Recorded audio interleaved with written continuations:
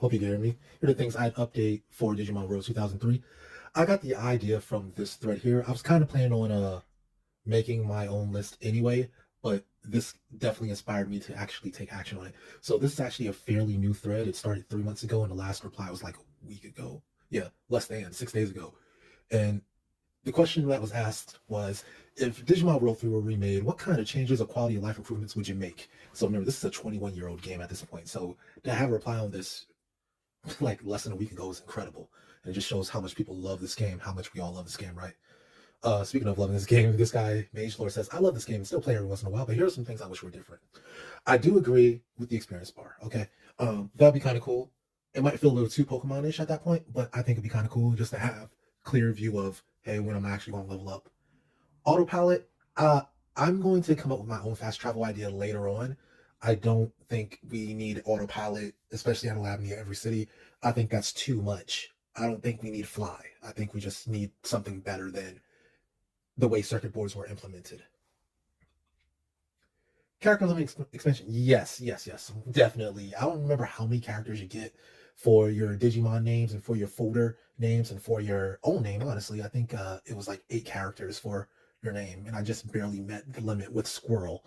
So, yeah, definitely we should be able to fit more characters, maybe up to 12. Shoot, probably more than that, considering that some Digimon names can be, shoot, 20 characters long plus. But yeah, let's say 20. Let's say 20 characters. Digivolution path changes. There should be more unique paths for your partners to take. All right. I'm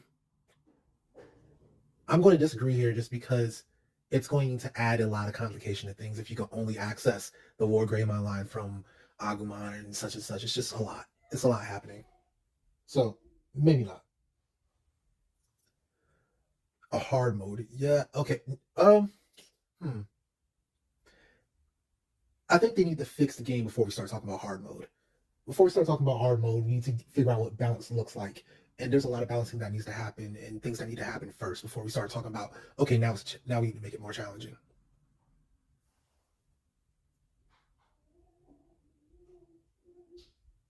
So second reply is going to have fast travel as well. Quest log, I don't know why there's not too many quests in the game. That's kind of a newism. That's like your Ubisoft game right there. A better map that includes the circuit boards and explored, that'd be very, if you've seen the map of the game, that'd be very, very hard to implement. Um, Rearranging text, okay, that's cool. Actually, that's a great idea. Rearranging text would be great. Better explanation of items, text, and stats so players won't get confused. Agreed. Better looking text, not a blob. Oh, yeah, yeah, you're preaching to the choir there. Everything's a purple blob. Unless it's your actual signature move, every single technique is a purple blob if it's a special move. Buff DNA Digivolutions, definitely. I did specifically include Ancient Greymon later on in this listing of my changes, but all of them probably need a good buff.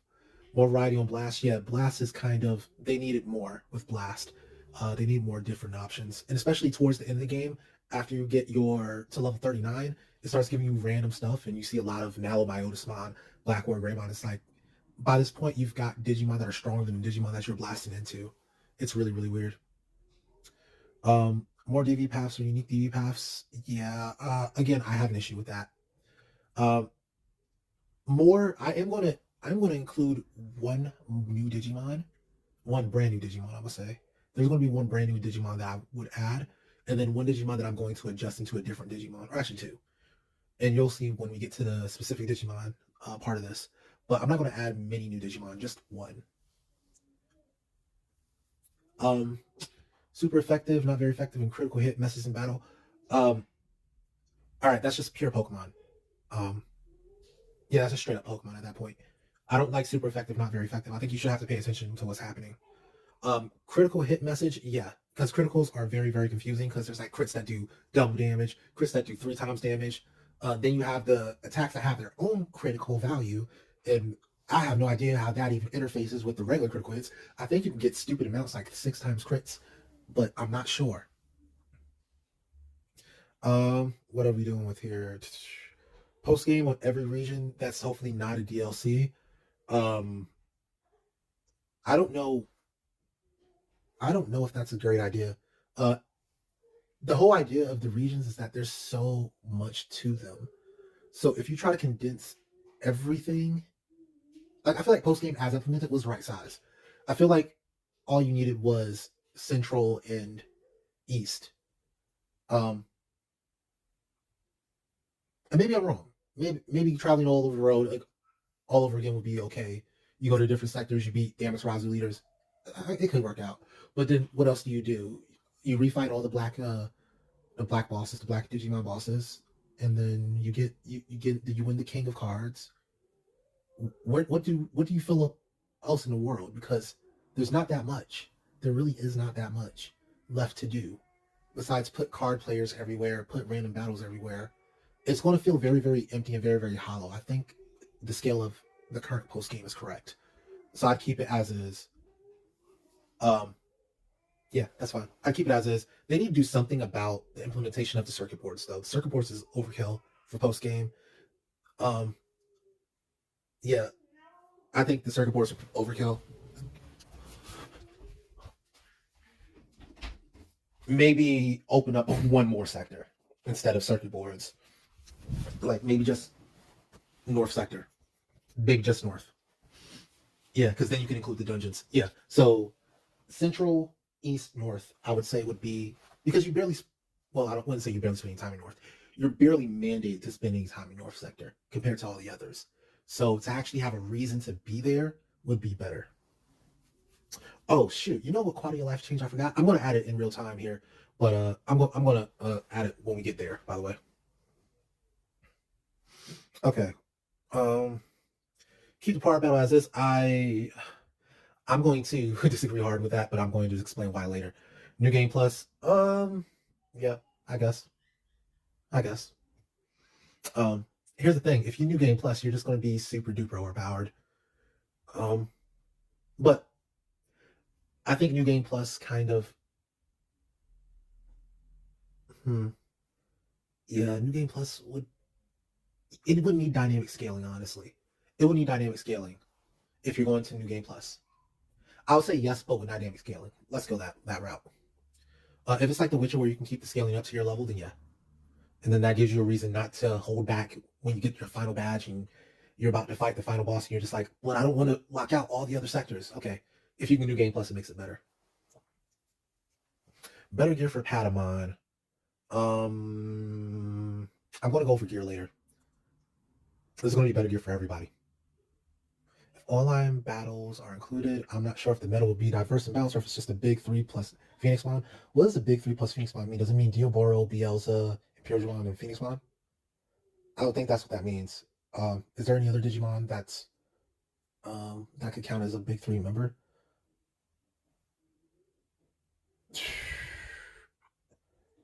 Honestly, is Steel Barmon even that good? I'd almost say, well, Imperial Paladin mode is almost certainly not. Wait, it gets Impact Rush. Excuse me. The Imperial Paladin mode is good just because of Impact Rush.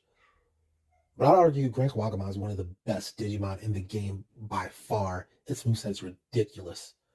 It also gets Impact Rush. It gets an instant KO move as a signature move, which means it has higher accuracy. And then it gets not Soul Plunder, Energy Drain, which is 500 damage, magical, and it heals. Like, yeah, do not underestimate Grand Quagmire. Its meta would be interesting, but that said, I don't think we have enough options to really do online battles. Yeah, you just know what's coming because they do pretty clearly delineate the tiers between Mega, Giga, and Ultra.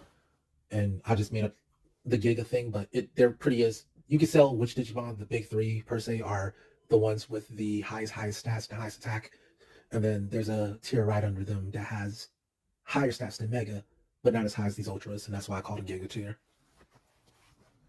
Um, yeah, I'm not gonna worry about multiplayer. That's way too much to think about. That's way too much to think about. Digimon World 2030. Oh God, do we have to wait another 6 years for an update?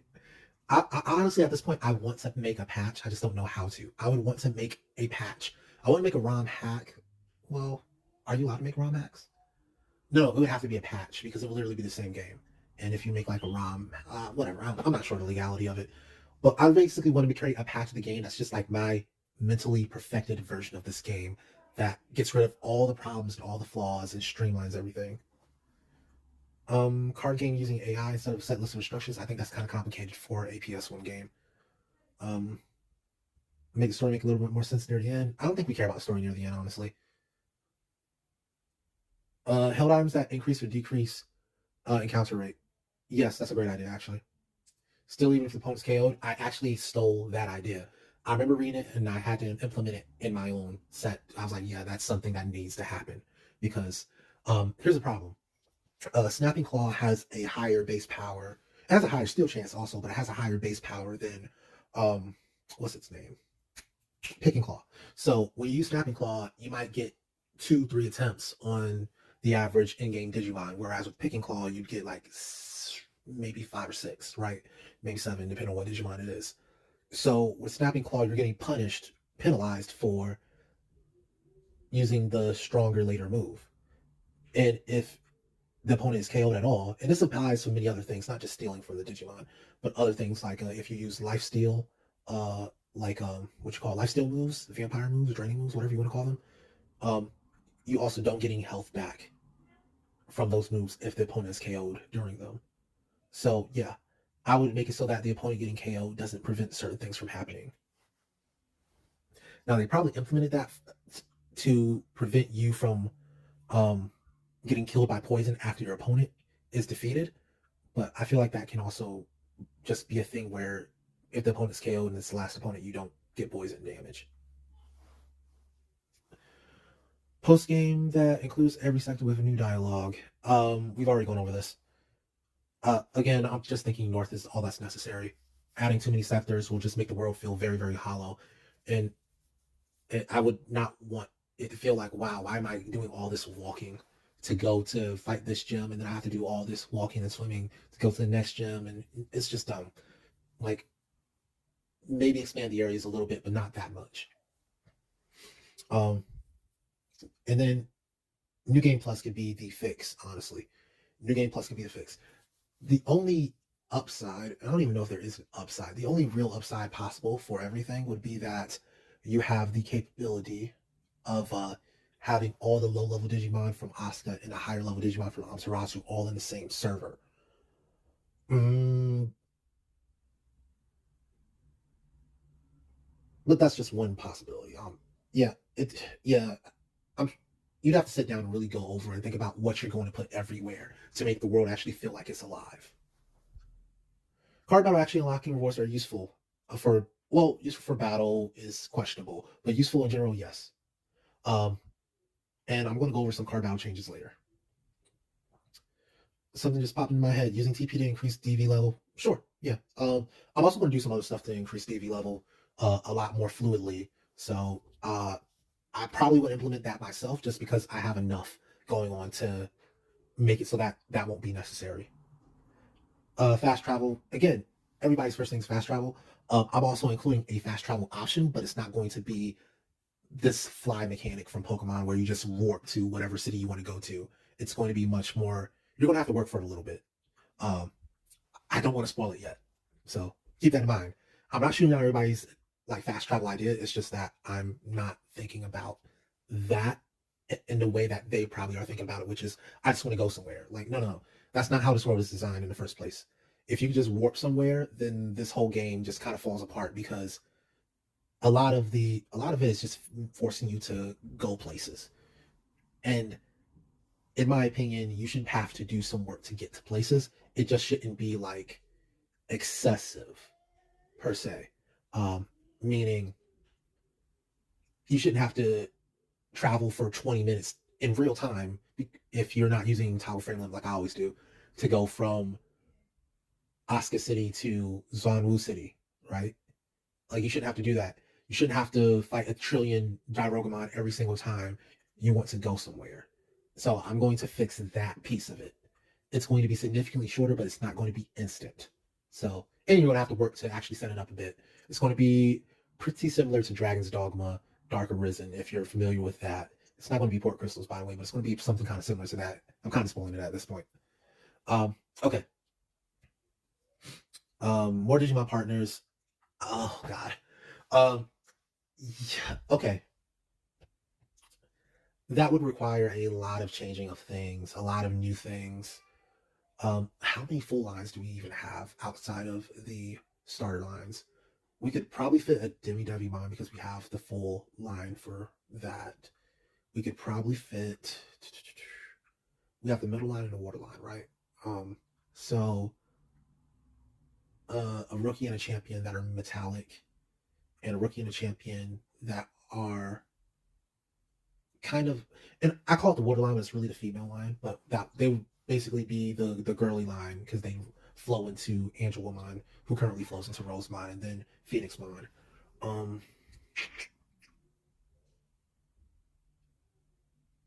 so you could potentially get three new starters out of just that. I wouldn't try to add any more just because there's just no incentive to do so.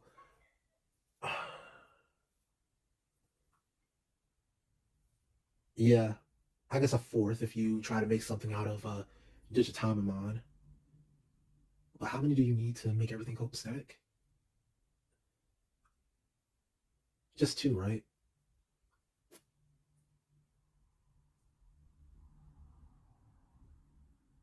Uh,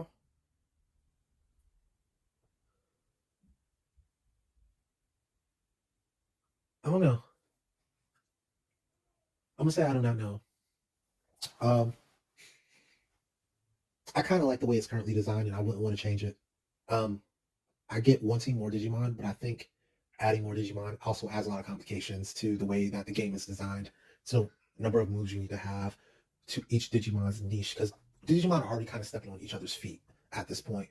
You have Heaven Hit being learned by Imperiumon, Fighter Mode. You have Paladin Mode, which is a healer, even though Phoenixmon is a healer.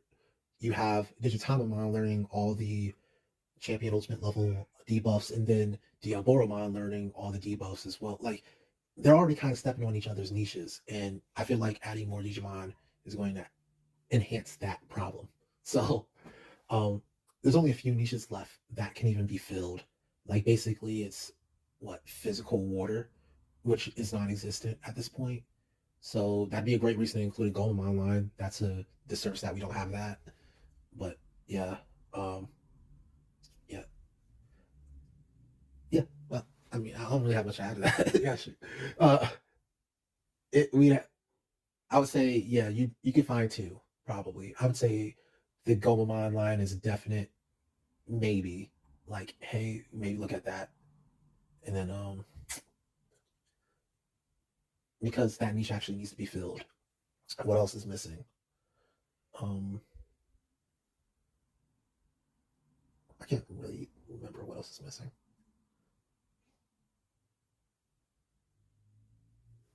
Oh, dark is covered, metal's covered, fire's covered, overcovered really. Ice, ice is covered twice. No, once. There's no physical ice in the game, right? Yeah, there's no physical ice, so that would be another thing. Looking into physical ice, so you're basically adding physical ice and physical water because we got physical electric and wind. Um, Let me think. I have to go back over the seven elements again. Dark is covered, metal's covered, ice is not covered on the physical side, water's not covered on the physical side, fire's covered, um, wind's covered, thunder's covered. That's all seven. Yeah, so there's literally only the openings for physical ice, which ice is already worst element in the game. So that would be a cursed um Digivolution. And then water. Water's okay, but it falls off pretty hard in the late game. Um So yeah, yeah. I don't think there's really a great position for those two. All right.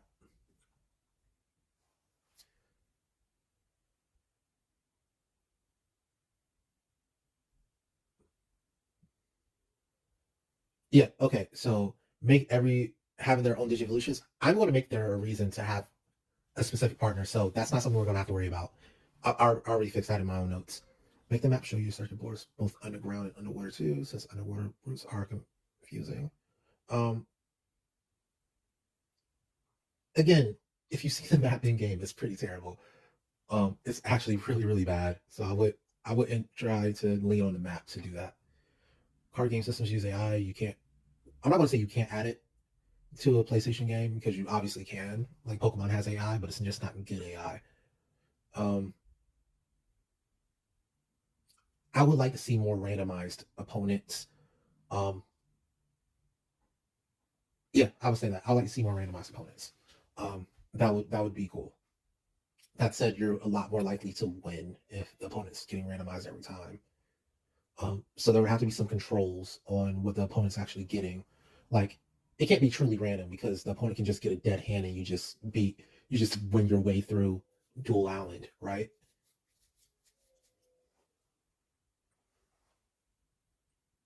But yeah, I think random would be a lot more fun, especially in post game. Post game Dual Island is unfun. Post game in general with card battles unfun because everybody, literally everybody, it feels like everybody I've played has had Darkness Scale in their opening hand, and if they have more than one dark, if they have a dark deck, then they just have like freaking five of them, and it's like this is ridiculous. Why?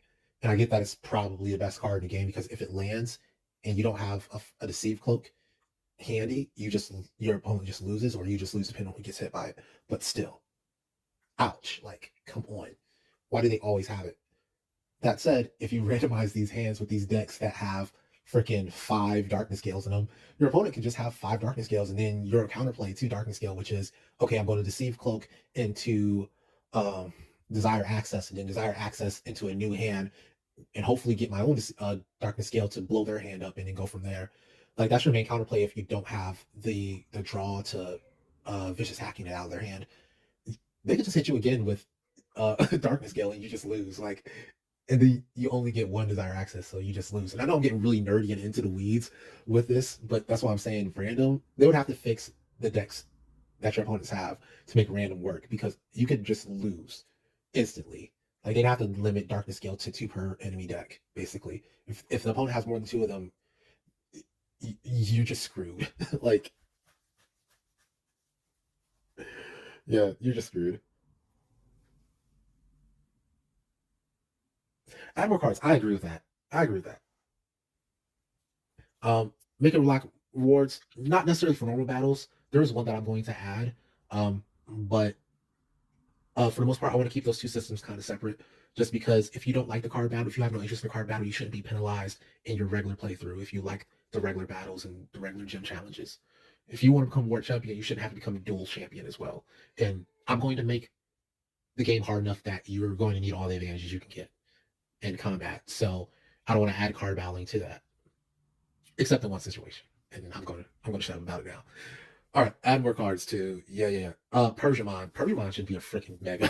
Persiamon is the most scary Digimon in this game. Seriously, seriously, the scariest Digimon in this entire game is named Persiamon. And yeah, that's no cap at all. Um, yeah, but I agree 1,000%. I think the reason they didn't have these particular cards is because they'd all be black and they tried to balance them out. But I think you kind of shuffle them around. Like Persiamon can be green, Pheromon can be. Oh, it probably has to be black, honestly. Zamamon can be red, and Telamon can be green or white, actually. Yeah, it can be green or white. Like, you can move stuff around.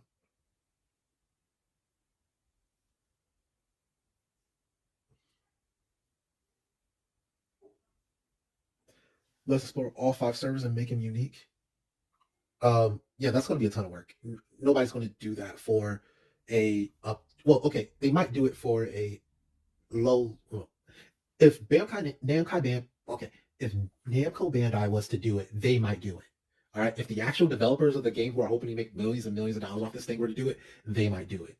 But if we're talking about people who are just modding the game, making ROM hacks and whatsoever, or doing patches for the game, they're not doing all. They're adding five new servers that are all completely unique. Like that's ridiculous. And I'm kind of thinking of it from like, what can a fan of the game who knows how to edit the game do?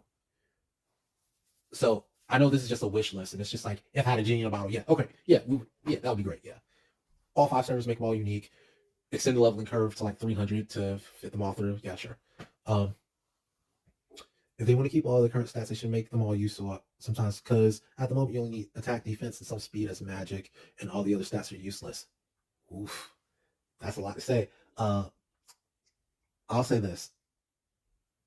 Um, I think the changes I've made would cause you to need to max out all your stats. And honestly, well, no. So spoilers for the final battle of the game. Yeah, you only need defense. You don't need wisdom, unfortunately.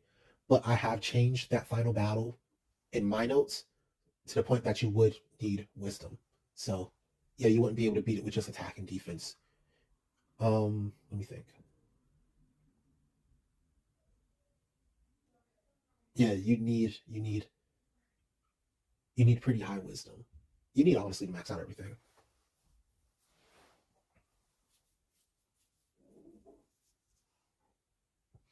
Did she give hints about a couple of parts? Yeah, Mirage Desert was OC. Um,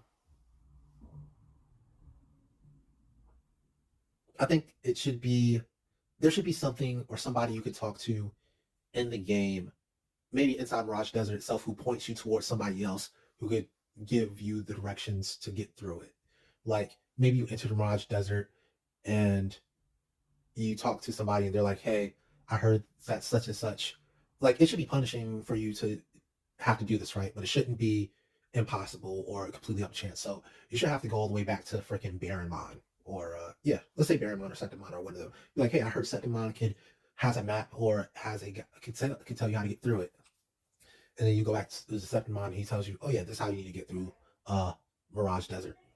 And but that's a huge travel, right? Because now you've got to go, and this is pretty early in the game too. You haven't even gotten the third badge yet, so you're going all the way back through west sectors, south part, through the undersea. You're getting beat up on the way because the game's pretty punishing at this point in time, and then you make it back to Septimon. He tells you, oh yeah, you need to go up, down, up, and then up again. Wait, up, down, up. Yeah, you need to go up, down, up, and you'll make it out.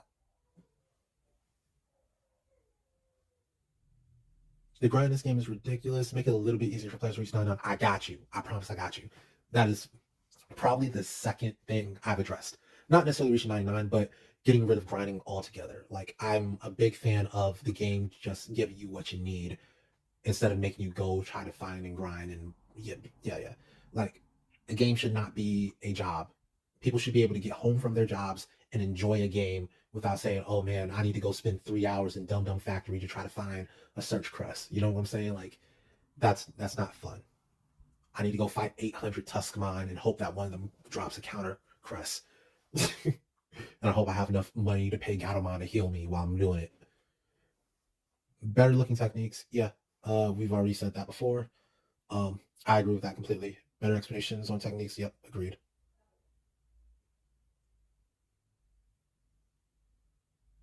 Yeah, and that's when I played Fly for Fun way back in the day. That was exactly what it was. Um, there's nothing different between servers unless you were playing Damien, which I did.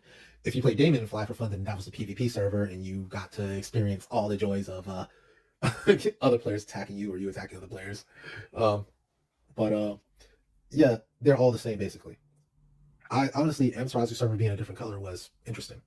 That was basically how different servers work for MMO.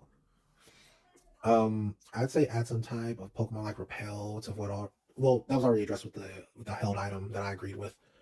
Um, I would also like to remove RNG for training. I'm fine with the Digimon World method. I'm going to address training. I'm not going to remove RNG completely, but put a pin in that one. Stick a pin in that one. We're going to come back to it.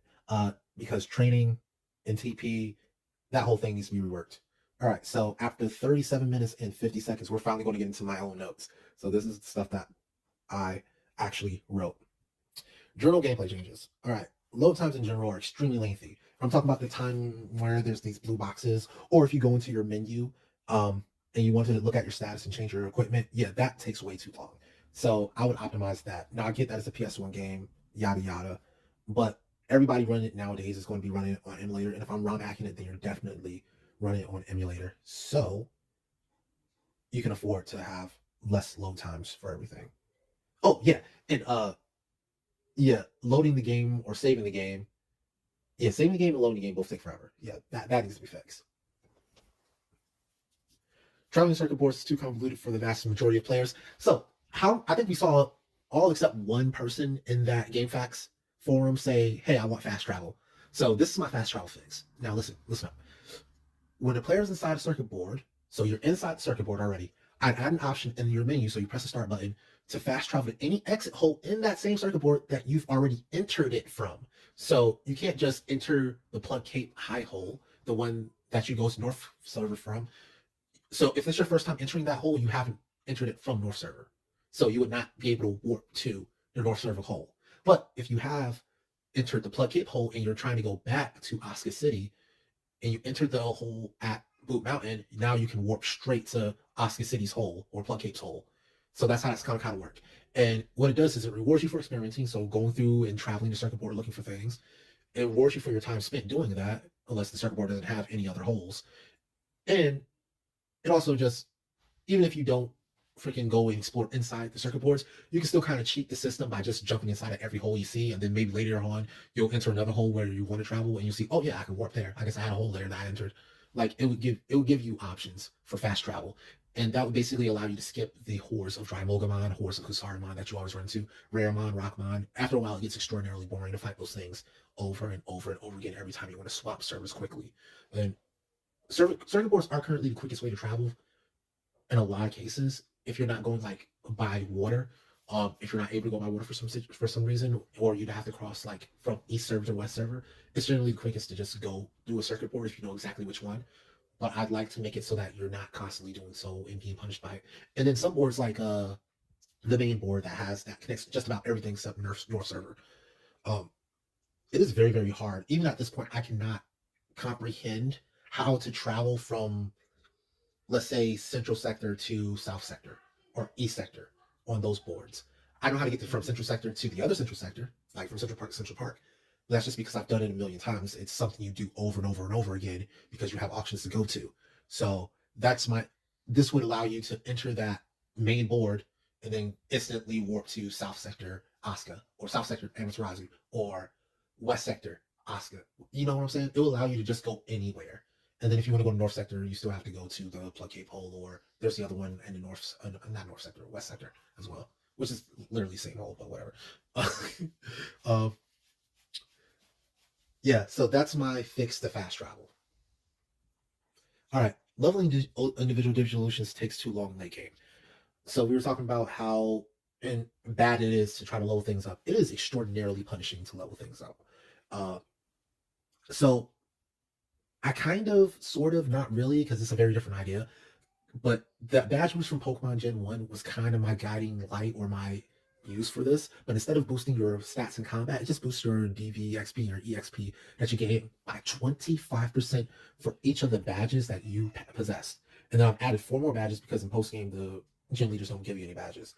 So in postgame, you're also going to get badges from those guys as well when you fight the Amaterasu sector leaders. Um, but yeah, altogether, all the badges together will give you plus 300% experience growth and DV experience growth. But throughout the game, it's not like you're only going to get that all at once. Throughout the game, you're going to be scaling up faster and faster. So at first, the game is going to feel exactly the same. So you're fighting Asatronomon, you're getting punished. You're fighting Pheromon, you're getting punished. You start out very, very weak. But after honestly, Bulbamon's going to punish you too, even though you should have the first badge by then. But South Sector is actually fairly easy, and by the time you've gotten Sepicmon's mask and you're ready to start traveling through the underseas, instead of Shellmon beating your behind, Shellmon should actually be pretty doable at that point. Green Woodmon should not be super duper punishing at that point. Dolphmon should be fairly manageable if you have the right element, and then you move into West Sector, and your first time in Dum Dum Factory is actually pretty rough, but you should be able to do it, right? And you're just going to level faster and faster and faster because you're getting more and more and more experience as you go along, and all of a sudden, the worst part of the game, the most punishing part of the game, which was West Sector, is now, it's still going to be kind of challenging, but not extraordinarily so, especially for the less players who have less time to grind or less time to go find a counter crest so that they can just straight up counter everything. And it's going to make the game a lot more fun in those areas, especially as you're wandering around Dum Dum Factory trying to find a new Numemon or what have you. It's going to make the game a lot more fun. So that is my and then the worst part of the game is that at the end of the game, when you should be full speed into the storyline's end, you instead have to spend, well, in real time, I spent maybe, I want to say 6 hours because I had toggle frame limit, But if I didn't have toggle frame limit, I probably would spend 30 something hours just grinding up to get Imperial Paladin mode and Diaboromon and all these things up to where they had Omega Sword and Cable Crusher and all these amazing moves. That should not be a thing. It should not take dozens of hours of extra grinding. Extra grinding, not even like initial grinding, extra grinding. After you've already beaten the game by rights to get the strongest stuff in the game, to get your and then you add like level 45. Yeah, I'm gonna address that stuff later. The requirements for the epic weapons and all that. I'm gonna address that later. But all this is tied into each other and on how unfun the game becomes if you try to 100% it. It should not be that much grinding at all. It shouldn't be any grinding really, but it should be that much grinding for sure. And I'm trying to, when I look at this, reduce the amount of time you spend staring at numbers because nobody wants to stare at numbers unless you're a competitive Pokemon player. So, like, yeah, if you're trying to play the game, you just want to play the game. If you want to try, if you're a 12-year-old and you're trying to use Imperial Paladin mode or what have you, that's all you want to do, bro. You should not be freaking, yeah, no, it shouldn't take that long to unlock. So, that's what that's my fixed action. And then I don't know if there is a limit to how much DVXP you gain per battle, but if there is, I'd remove it. So, like I said, with all 12 of these items, you're doing plus 300% DVXP. So instead of 10 per battle, if you fight something like Armageddon or Apocalypse, Paimon, Puppetmon, what have you, you would get 40. And that's just like because you have the badges. That's not anything else. And then the last part of that is if you become world champ, you would get one final item, which is Prestige Emblem, which gives you another 300 on top of the 300 you already had. So now you'd be getting 70. And the reason for that is simple because if you really want to continue grinding after you've already beaten everybody there is to fight in the game, you're probably only aiming for level 99, right? Or aiming to unlock all the Digivolutions or what have you. So at that point, I'm trying to get out of your way of doing that. So go ahead, do it as quickly as possible. Here's your times 7 speed of grinding, which at times 7 would be even faster than me when I was using toggle frame limit. All right, the bonuses given by bit adapter and experience adapter are too small for the point of the game you receive these items. You receive both at the very end of the game, by the way, or basically almost at the end. I think experience adapter is in Dark Dungeon and bit adapter is in Amaterasu Dum Dum Factory. Well, they're both in Amaterasu, but they're both like West Sector, North Sector, which is basically at the end of the game. So I'd say both, again, we're seeing that 300% DVXP and EXP. So now you're at plus 1,000%, right? Or excuse me, plus 900%, but plus 900% is times 10. And then bit adapter is plus 300% bit award. You should not be punished for wanting to buy things at the end of the game. Like, we're no longer trying to stop you from buying things. Go buy things. Some enemy drops, especially train chips, are too rare to be realistically obtained in useful numbers during a casual playthrough. I'd make most items significantly more common depending on the type. 50% of chain chips. Remember, most people aren't going to be playing with toggle frame limits, so they're going to be getting into like maybe one fight a minute against a Black Scorpio mod. So having a coin flip chance of getting a chain chip 5 is probably reasonable because it's only 5 TP. Like, yeah, it's only 5 TP. And you're in the middle of North Sector, far away from any type of support structure when you're doing it. 100% for other consumables, 30% for accessories. That could be adjusted. These last couple numbers could be adjusted. They might be too high. I'm not sure. 20% for weapons and armors. When I say other consumables, I mostly mean stamina chips. Stamina chips? What's the risk? Charisma chips, wind chips, stuff like that. Or superpower, max charges. Yeah, charges, supercharges, max charges, all that kind of stuff. I'd buff the item thieving skills, which are pick and claw, snapping claw, to match the above numbers. Meaning you'd be able to steal at those rates listed above, as well as other benefits. So allowing for unlimited steals per battle. So if you can steal it once, you can steal it twice, you can steal it 3 times, and still get it as a drop. You could get steals when the enemy's being KO'd. You saw that before in the gfaqs thread. Snapping claw would be guaranteed to steal any item as well as 10% of the opponent's MP. Yeah, that's just to make it more usable at the end of the game when you're going to actually want to be using it. And then hack sticker and hack system continue to function normally for pick and claw, but since you don't really need a rate increase on a guarantee, which is what snapping claw has, instead it increases the MP steal to 15% or 20%. for Snapping Claw, which is, yeah, I think that's a great adjustment. Oh, and one more thing for train chips. I'd also make them purchasable at the Wizardmine item shops throughout the playthrough. So you'd be able to buy ones from the start of the game, two start at Byakko City, three start at Zuku, and then fours at Amaterasu Junk. Oh, excuse me, V's at Amaterasu Junk Shop. So the card battle side quests can be frustrating and unrewarding. For that, I'd adjust the key. Oh, and I think they said, hey, we want rewards for being card battle, getting card battle trophies and stuff. So what I do is I'd adjust the key item Oscar trophy to also increase your maximum number of folders to 6. So you basically get a second page there. So instead of just your first 3 folders, which are your decks in card battle, you'd also have a R1 option, and you go to another page where you have 3 more decks there, right? And then you'd also improve your kicking boost so that the first tree you kick after entering the area drops a card mod. And that just make kicking force a lot, Amaterasu kicking force in particular, a lot less punishing, because right now it's pretty punishing and pretty annoying to have to go in there and try to find booster. I think it was 9 Bs in there. It's really, really annoying. It might be 7 Bs or 9 Bs. I forgot which it was. Um, I adjust the key item Sun Trophy, which is what you win for beating Amaterasu's dual island before postgame, to increase your maximum number of folders to 9, and additionally improve your fishing rod so that stops exactly where the player presses the button instead of continuing to slide. So instead of that weird slide you get at the end when you press the button, it will just stop on a dime. And so if you want a Cardamon, you get a Cardamon. If you want Scorpiomon or a Beedramon, you get those. But you're not going to get like this weird, oh no, it's sliding effect. Like it's just going to give you a better rod. And then of course you get yet another page to your folder. So now you can have up to 9 separate decks, which is enough to cover all of the colors and archetypes, I think. So I'm not going to add that again for KLC trophy. Instead, for KLC trophy, which is the post game trophy for a post game dual island, it'll grant your Digimon, and this is the only combat effect that we're doing. So the only regular battle effect outside of card battle, just regular battle. This is the only one. It grants your Digimon immunity to Cardmon's curses, so no more getting cursed if you're fighting Cardmon. And then on top of that, it will allow you to win tied rounds in card battle, because at that point you should be the champion, not the challenger. So the opponent, who's the challenger, should be losing ties. And that would also kind of help out with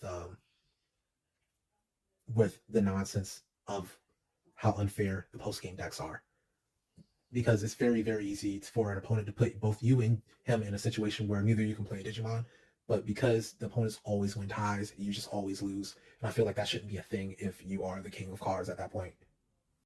Hey, so this is Future Squirrel. I'm missing a couple things from post production, so you're hearing my voice now about it. So, a couple things I missed. Having no Gatomon near dungeons disadvantages casters.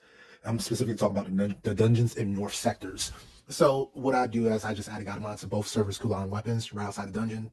And then, other things with dungeons, the other problem statement is that the Amaterasu Dark Dungeon just kind of ends anticlimactically. So, what I do is I add a chamber room to it, and then I set up a one-way warp from both it and Asuka chamber room to the battle gate, just to let you get to the Digimon lab a lot faster, because normally it's a hike, it's a trek, and at normal game speed, when you're not like frame limited, it's pretty terrible. All right, and then one more thing. All right, technique changes. Generally, when I say techniques, I mean techniques you use in combat. Generally, the game doesn't have enough physical elemental attacks. It has none that are ice or water, if I'm not mistaken. At least none that you can use. So I adjust Blackthorn, Black Dart, and Black Skewer to be dark physical skills, keeping their same 3-hit, multi-hit properties at 100, 200, 350 power, and then their elements at 32, 48, and 72. I'm not going to go through all of what all this means, because I'm going to throw a ton of numbers at you. And like I just said, nobody wants to stare at numbers all day. But just understand that the gist of what I'm doing is making these skills more powerful and making them more flexible and filling more niches. So Black Skewer right now, all three of these are magical attacks. They're going to be physical, and I'm pretty sure they're going to be significantly more powerful. Um, Flame Lance, instead of being a magical skill, it's now going to be a physical skill. And then we're going to create an ice copy of the buff called Glacial Spear. And on top of that, we're adding it to enemy Skull Mammothmon. So now Skull Mammothmon has this physical attack that can hit you 3 times in its ice element. So I am buffing the enemies as well as ourselves. I just Omnimon's Inferno attack into a fire physical skill, keeping the same 3 times multi-hit property at 350 power and 72 fire element. That's just to make it equivalent to Black Skewer from Beelzebub, which Beelzebub's the only Digimon that learns Black Skewer. So Inferno, which is basically a Omnimon signature move, even though it's not the signature move. While Black Skewer, I should, to avoid confusion, I'm not going to say signature. It's only on Omnimon. Let's say it that way. Whereas Black Skewer is only on Beelzebub. All right, Mad Pump. It's already a water physical skill, but I'm just going to give it a number, which is 160 power and 64 water element. Out of just Backstorm, which is also already a move, I think, but I didn't get the enemy to use it, into a pure water physical skill at 480 power, 96 critical value, and 72 water element. And that also moved from the Raijinmon to the Sujinmon. Ditto for Malt Cyclone, but it would be wind element. Malt Cyclone is already a critical value attack, so I just give those numbers. Those numbers are just to make those attacks very, very strong, comparable to Impact Rush, or actually quite a bit stronger than Impact Rush, so that they're special for the Digimon that can learn them. I added a lightning element copy of the buff called Judgment Blitz and assigned it to the enemy Raijinmon. Okay, so we've buffed Raijinmon, Sujinmon, and Fujinmon at this point. Even though I didn't say Fujinmon's name, it's because it already has Malt Cyclone. I'd make one more water skill named Aqua Attack. It's identical to Metal Attack in all but except element. So it's going to have, if I'm not mistaken, Metal Attack is like 110 power, right? I don't remember exactly what it is. It's either 110 or 130 power. I think it's 110 power. But that's basically what it is. A regular, very, very weak elemental attack. Ice Magic skills. So problem, Ice Magic skill has lower power than other magic skills with the same MP cost. So I just increase Snowstorm power and Giga Freeze's power to match those other magic skills with the same MP cost. And then I add a new skill called Cositis for Omnimon that has 3 times multi-hit. Basically, it's going to be an ice version of Inferno and Black Skewer, except that it's magical.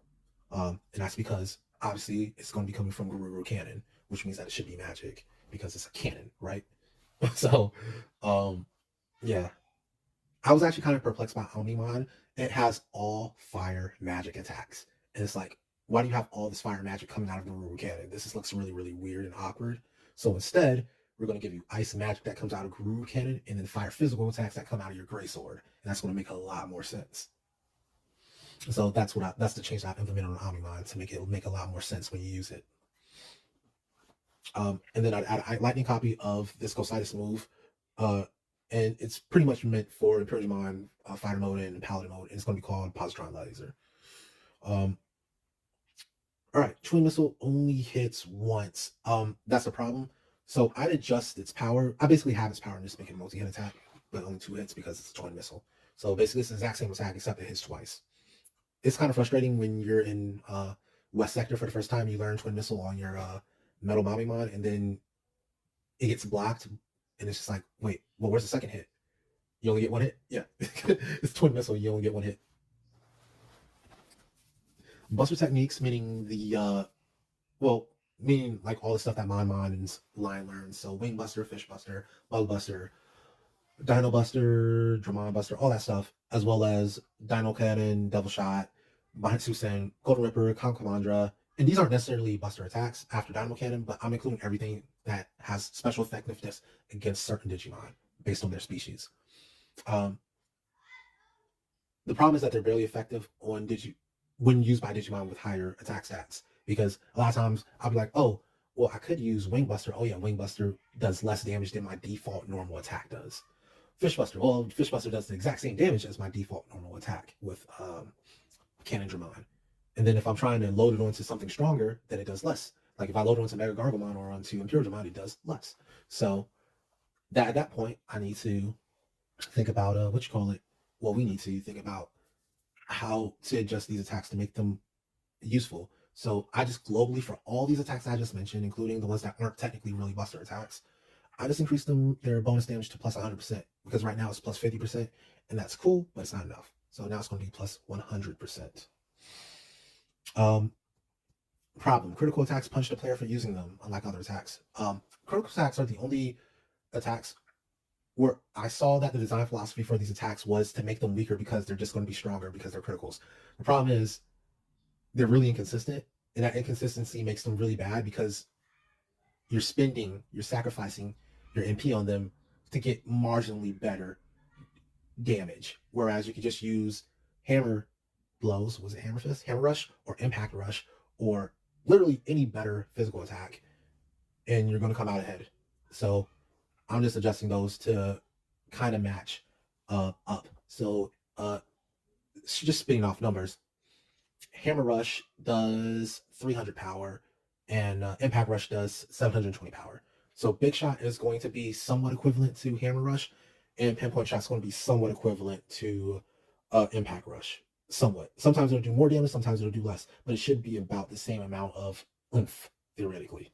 And then Captain Can is a signature move, so it's not really relevant to the conversation. I'm just making it stronger because I made Big Shot stronger. All right. Specific Digimon changes. Major changes. The problem here is that some Digimon are significantly weaker than they should be based on developmental stage. So whether they're champions, perfects, megas, whatever. But they're still penalized in growth as if they're fully next stage and vice versa, right? So for the water line, I normalize Angelomon stats because it's halfway between ultimate and it's halfway between champion and perfect. But its growth is it's penalized on growth like it's an ultimate. So I normalize its stats and growth to match most other perfects, right? And then I'm going to do some funky stuff here. I'm going to replace Rosemon with Phoenixmon. So I'm going to move Phoenixmon down in the Digivolution line. So now it's going to slot into the Mega slot. And I'm going to normalize the stats and growth to match most other Megas, as well as adjust the requirement to locking it to Angelomon Digivolution level 99, because that's what you have to get to unlock a Mega in this game, level 99. Now, even though it seems like I'm making this slower, right? Because you're going to unlock Angelomon fairly early if you're playing Patamon. So normally you'll lock Rosemon right after that, right? But instead you're going to be stuck with Angelomon for a long time. So what I'm going to do with Angelomon, you're going to see that I've given it some other techniques to make it more usable throughout that. And we've also increased its stats, by the way. But I've given it some techniques to make it more useful, right? As well as the gym badge adjustment that it has is going to allow it to still probably reach uh, Phoenixmon now, not Rosemon, at a fairly quick timing. Maybe not as quick as it was before because they used to only have to reach level 40 or 50, but it's still going to reach there fairly quickly. And then after you get the third badge, for sure it's going to get there very, very quickly, especially if you grind for it a little bit. You shouldn't have to grind for it very long. Okay, moving forward. I replace Phoenixmon where it currently is, which is after. So normally you'd have Rosemon, Phoenixmon. So now it's going to be Phoenixmon, Rosemon Burst Mode. And Rosemon Burst Mode is going to take a Giga slot.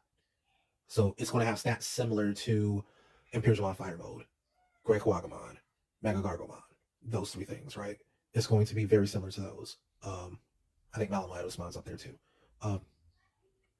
Which they're all cut above regular megas. And again, I'm using the term gigas loosely. It's just a way to describe this. And I'm also going to adjust the requirement to unlocking it to you need to have gotten Phoenixmon to DV level 40, as well as Sakyumon as well to DV level 40. So now you need to go and do extra work to unlock Rosemon Burst Mode. We're going to go over the movesets later because the movesets are going to dramatically change here. But just keep in mind that it's no longer Rosemon, Phoenixmon. Now it's Phoenixmon's coming first. So Angelomon, Phoenixmon, Rosemon Burst Mode. So it's no longer Angelomon, Rosemon, Phoenixmon. Remember, Angelomon, Phoenixmon, Rosemon Burst Mode. Machine line is going to change as well. So this is a line that starts with Metalmon and ends with Metalgargomon as it's currently constructed. I want to change that immensely. First of all, I love Metalmon, okay? I do. But it's weird to have Metalmon out there instead of Rapidmon. Rapidmon got done so dirty. So I'll defend myself later. Okay, I'll explain myself. I'll defend myself to you guys later. Let me just talk through what I'm looking at. So I replaced Metalmon with Rapidmon, and I normalize the stats and growth to match most of the perfects. So now you have Rapidmon. All right, Rapidmon. I normalized Metalgarurumon stats and growth to match other megas. So now it's a true mega instead of half of a mega, as well as adjust the requirement to unlocking it to Rapidmon DV level 99. So the same treatment that Angelomon got. Now, uh, Rapidmon's going to get. So now it needs to get all the way up to level 99. You're not just going to spend a few levels here to unlock Metagarurumon, like 40. You're going to go all the way up to unlock a Mega. But you're also going to benefit from your two badges giving you like plus 50%. And then after you get to third, plus 75% uh, bonus experience growth. Mm.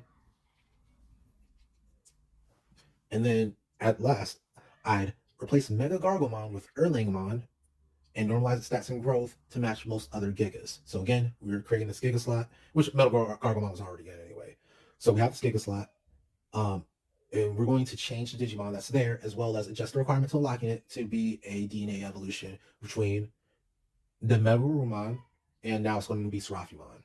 So the canon DNA evolution for Erlangmon is actually Metalgurumon plus Cherubimon, but I feel like Seraphimon's good enough. Also, we we have a rabbit here anyway, which we have Rapidmon, right? Well, it's actually a dog, but you see where I'm coming from. I I'm personally a bigger fan of Rapidmon than Mega Gargomon. I feel like Mega Gargomon has always been kind of stupid looking. I don't like Mega Gargomon honestly. I'm keeping with you. It's a fine Digimon. It's okay to use in this game. I just don't like it at all as a Digimon in general. In the as a fan of Digimon, the franchise. I don't like it from a franchise standpoint. I've never liked it. I didn't like how Gallantmon was a knight and Sakimon was a Miko, and then all of a sudden you have this gigantic Gundam mecha robot, big old robot, and it's like, what is going on? Why is that a thing? Um, so I've never liked Mega Gargomon. Rapidmon was always cool. I would love to play Rapidmon in this game. That's why I added it in. And then Erlingmon, I don't even know how I stumbled upon this thing, but it just was like, oh yeah, that's perfect. Like combine an angel, one of the three great angels, with Dog Boy, a Metal Garurumon, and I get a brand new Super Digimon. So yeah, that's what we're doing. We're getting Erlingmon, and it's going to have a brand new moveset almost. It's still going to keep some of Mega Garurumon's current moveset, but not all of it. So that's my thought process as to why we've changed the machine line so thoroughly. And honestly, both these lines have been changed pretty thoroughly. That's why I call these major changes. Other big changes. I don't play Kabuterimon, Mega Kabuterimon. The reason behind that is that Kabuterimon is occupying an ultimate slot completely. It has ultimate growth, it has ultimate power, it has ultimate moves. It's literally just a champion being treated like an ultimate. So you might as well swap it out with an actual ultimate. And when I say ultimate, I mean perfect. We might as well swap it out with an actual perfect in that line. So we're going to swap it out with Mega Kabuterimon Blue because the blue line gets no love. And it should be viral because its next evolution is going to be Grand Kawagamon anyway. All right. I normalized Digitalmon stats and growth to match most other perfects. Right now, I think it's weaker than most perfects, if I'm not mistaken. So we just, uh, or maybe it's growth. No, it's not that it's weaker than most perfects. It's growth is worse than most perfects. So yeah, we just fix it. So it doesn't have mega growth, it has perfect growth. And then I add Black King Nuamon as a playable Digivolution of Digitalmon with stats and growth to match most other megas, well, to match other megas in general, and an unlock requirement of Digitalmon level 99. Um, yeah, so that's the only brand new Digimon I'm advocating the addition of. And it's not really that brand new. There's already Black Kingdom in the game. It's just that it's not a player Digimon. And the reasoning behind this is twofold. Number one, all the other Black Digimon can be played by the player um, as a regular Digimon, with the exception of Black or Greymon, which can be played as either its regular version or its Black version. Um, oh, by the way, when I replaced Rapidmon here, when I replaced Mega Gargomon, that got rid of Black Mega Gargomon. So I'm just gonna go with Black Rapidmon, which is also a thing already, and that's canon in the Digimon franchise. And it'd be kind of cool to have more than one ultimate, or excuse me, perfect as a Black Digimon. But yeah, Black King Numon would be added so that you don't. Let's. I would hate to say it, but I feel like people have devoted a ton of time to Digitalmon just to find out it doesn't digivolve, and they've been very sad about it in the past. I know I've put quite a good amount of time into Digitalmon when I was a child, and it didn't work out. I don't know if I got up to like level 99 with it, but I did put quite a bit of time into it, and it never digivolved. I was just confused as to why. So yeah, now it can digivolve with my recommendations. Yeah. So tree changes. And tree changes are going to be a big deal because some trees are just terrible. Like if you look at Mamon's tree, yeah, it's pretty really, really bad. So Mamon's tree, I change it to well, the problem with it is that it literally only gets XVmon as an unlock from Hookmon. So you deaden your progress up until level 20 because you literally can only play XVmon or Hookmon. So I'd give it Devimon from Hookmon. Um, and that would give it some earlier access to other things like Beelzemon, give it a much faster way to get there, which I felt like was appropriate because honestly, Beelzemon, guns, Mon likes guns, likes slingshots and stuff. It just makes sense, right? Kumon's tree only has two full lines up until rookie level 40, meaning you get the Talmon line or you get the Digitalmon line from your Grismon, which the Digitalmon line is only a line because I made it a line. So it would be three technically with the changes I've made, but I digress. And then from Grapleomon, you get the Metalmon line. So I'm just going to add the Greymon line to it, and the Greymon line would add the Dino Human line as well.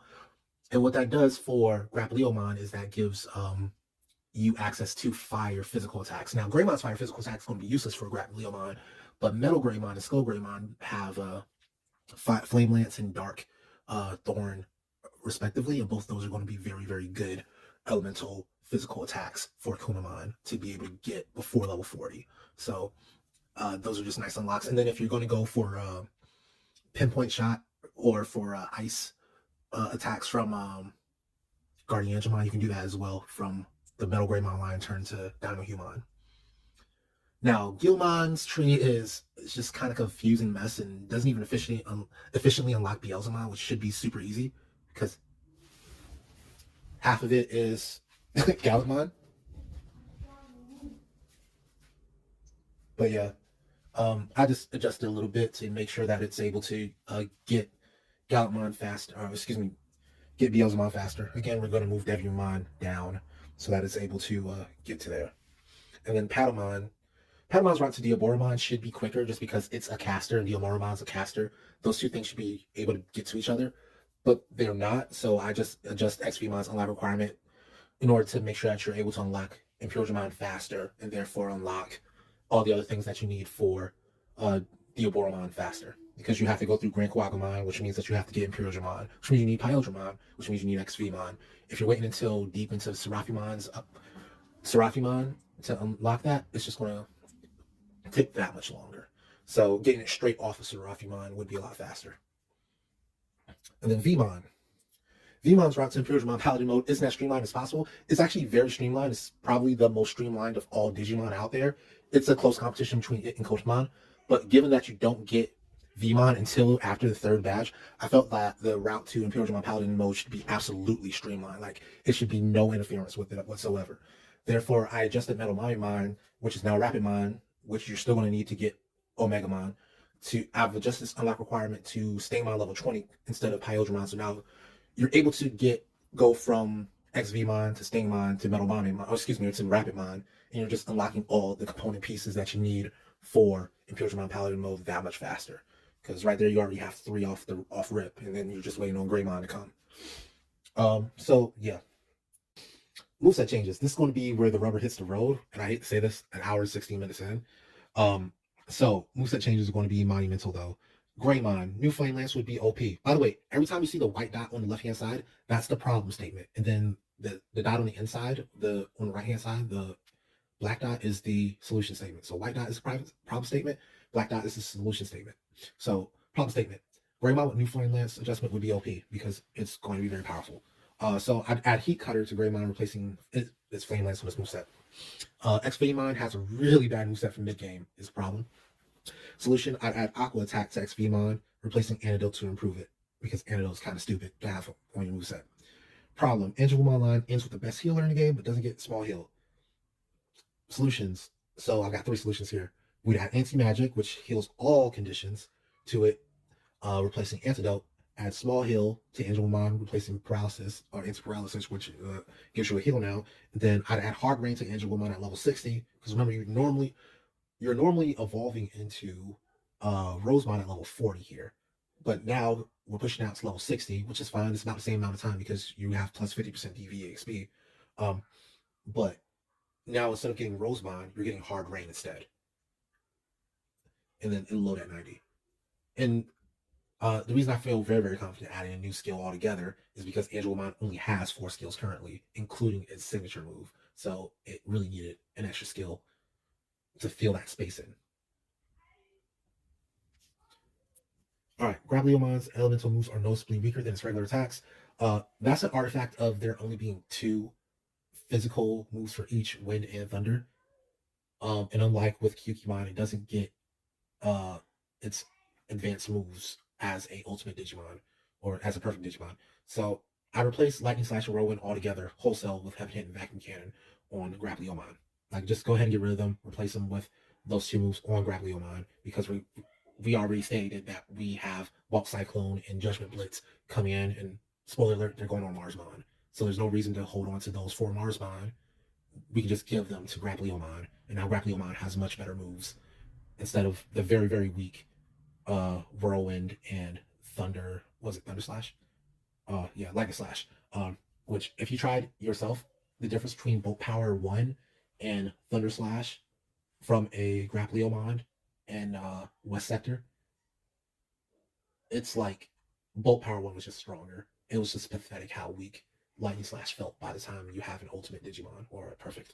I try not to use the terminology ultimate as much as possible. I'm sorry if I keep saying that and confusing you guys, um, because ultimate means different things in Japanese and in English. And I know a lot of people prefer the Japanese nomenclature, which is the child, adult, perfect, ultimate.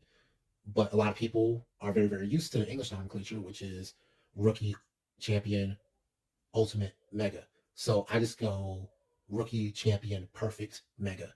So I just don't use ultimate at all. So you can't confuse it at all. You can't be confused by what level I'm referring to. It's just perfect, mega. But I get confused. Well, not confused. I just forget sometimes to not say ultimate. I'm trying to get better at it. Problem. Pyrodramon's metal attack is noticeably weaker than its regular attacks. So I'd add Mad Pump, which is our mid-level it's our ultimate. I said it again. It's our perfect level. Our medium level. For me, medium level and perfect mean the same thing. It's our medium level physical water attack. Because you have your low level, which is Aqua Attack. That's your weakest one. You have your medium level, which is Mad Pump. That goes on most of your perfect Digimon that need a physical water attack. And then you have your strong one, which is Backstorm, which is going to go in like your megas and megas, gigas, ultras, that type of stuff.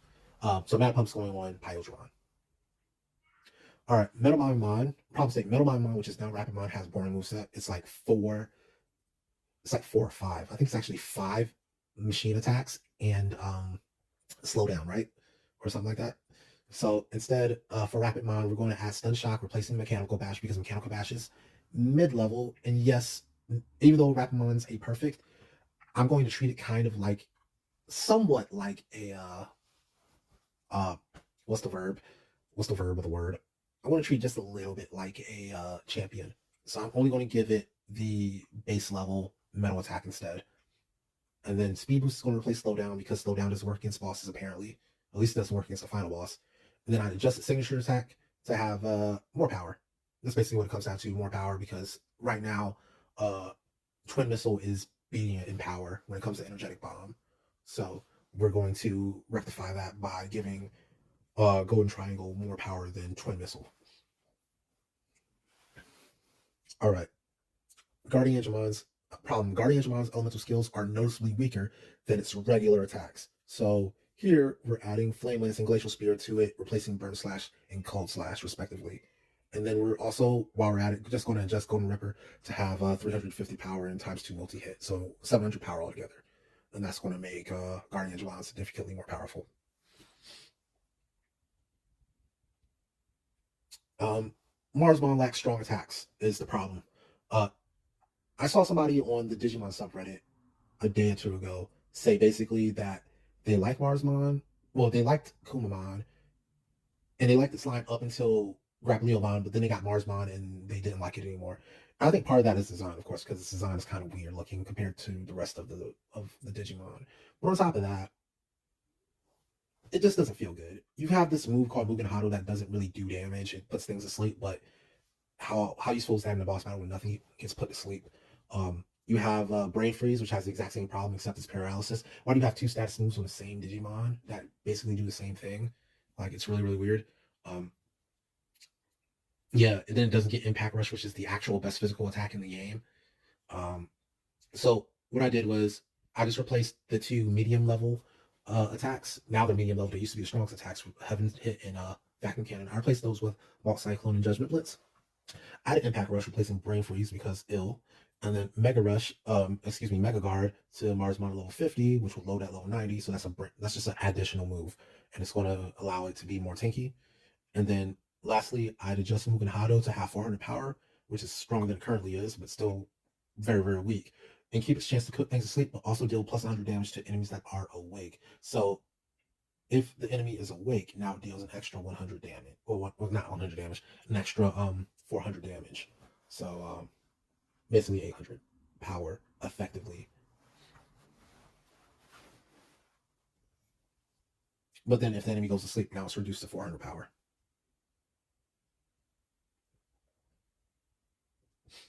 All right. World Greymon's moveset is boring. It's like all fire moves.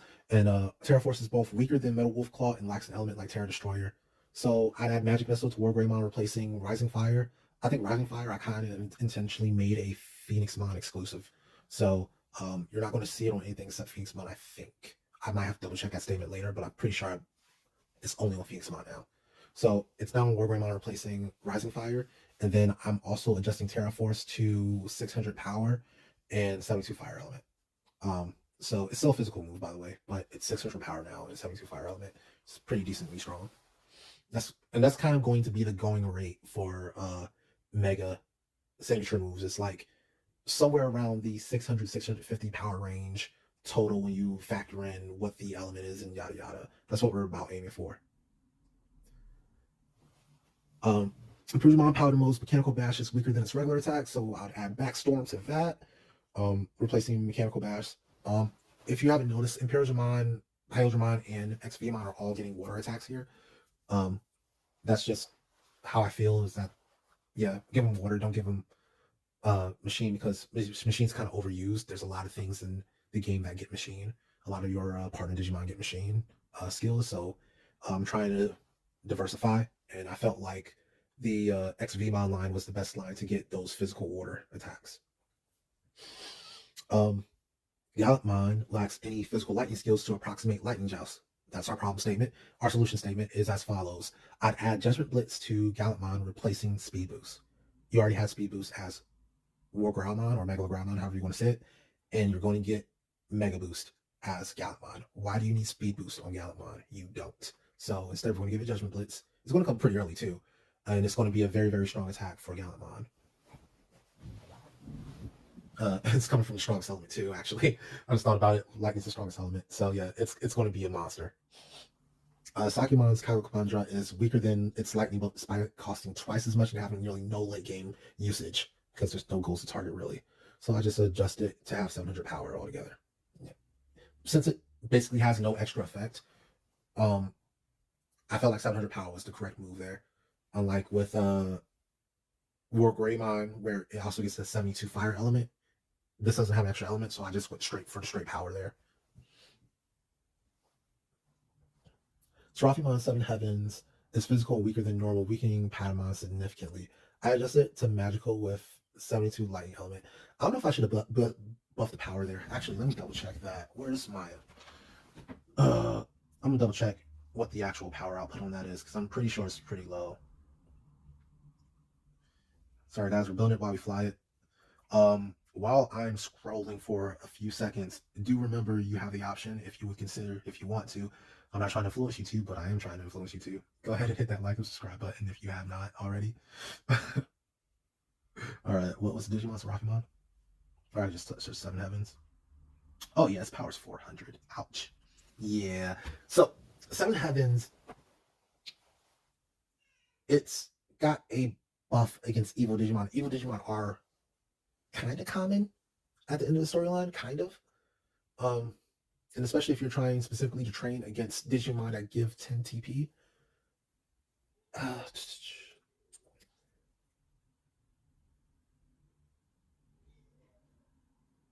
I almost want to say 777 power, but yeah, no.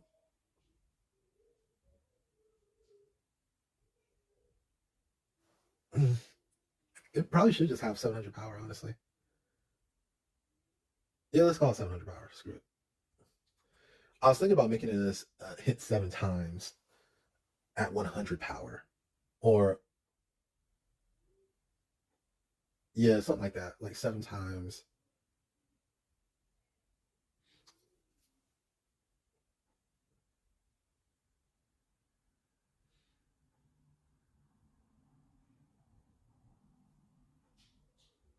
I don't like that because you can turn to 666 with 100 power.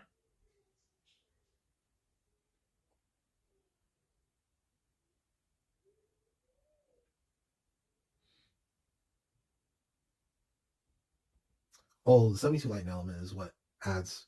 Hmm, hmm.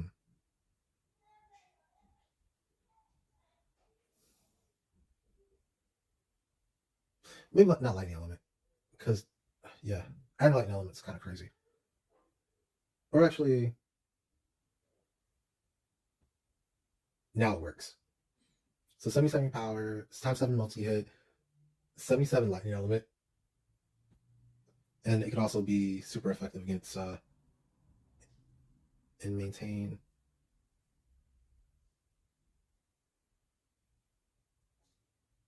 its bonus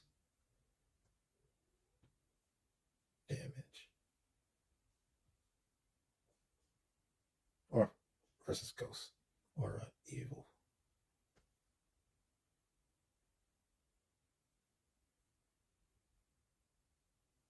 Cool. Saved. All right, there we go. There's 7 heavens. 77 power, 7 multi hit, 77 lightning element, and it keeps the bonus against evil Digimon.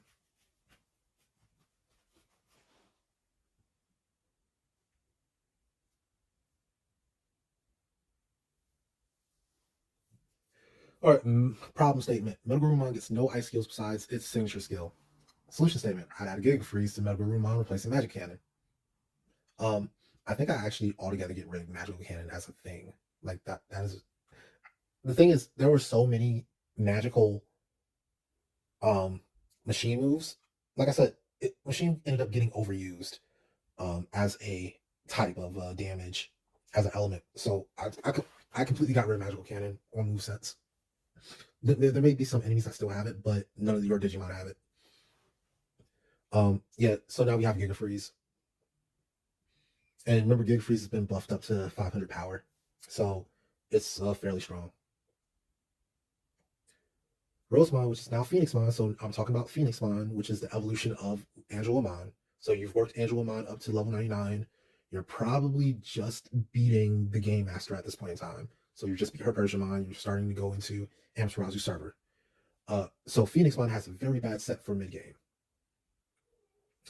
The following adjustments are to Rosemon's current moveset, which will become Phoenixmon's. I add Rising Fire, replacing Erase Poison. And these are actually in order of the order that you learn them. So Rising Fire is going to come first. Full Hill is going to come next. Auto Recover is going to come after that. I forgot where. I think. Well, I think if I'm not mistaken, Grand Wave comes first. First, it's just not on here because I'm not replacing it. Then after that, you get Rising Fire, then Full Hill, then Auto Recover, then Erase Magic, then Crimson Flame, and it's going to be quite a powerful set altogether. Um, yeah, it's basically nuke proof, honestly.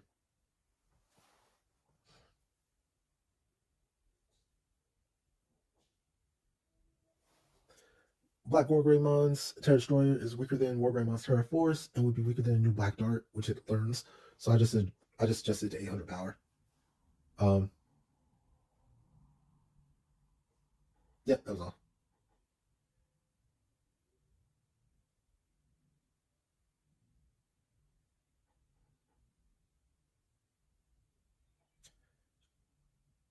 I forgot initially why I made Terra Destroyer so much more powerful than Terra Force, and then I remembered, oh yeah, it's because Omnimon comes after comes after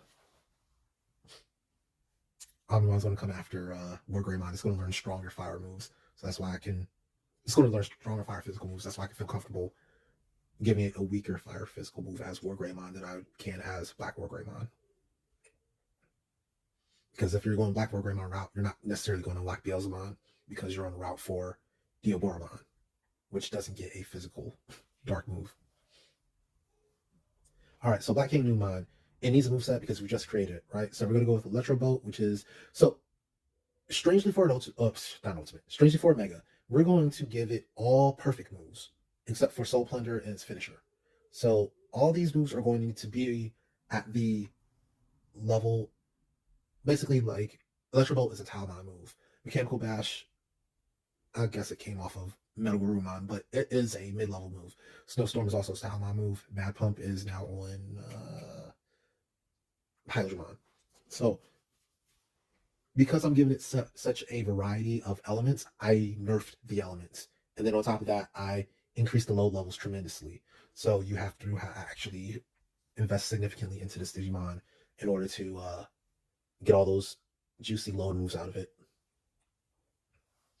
Um, the main concept behind this is that Digitalmon is all debuffs, so I want to make this one all attacks, kind of, instead of adding better debuffs than last time. So it's like a complete 180 almost, but it gives you a lot of different, like, oh, I can do this, I can do this, I can do this, I can do this. I have a little bit of everything. It's kind of like a jack of all trades, master of none, which is kind of what a new mon should kind of feel like, right?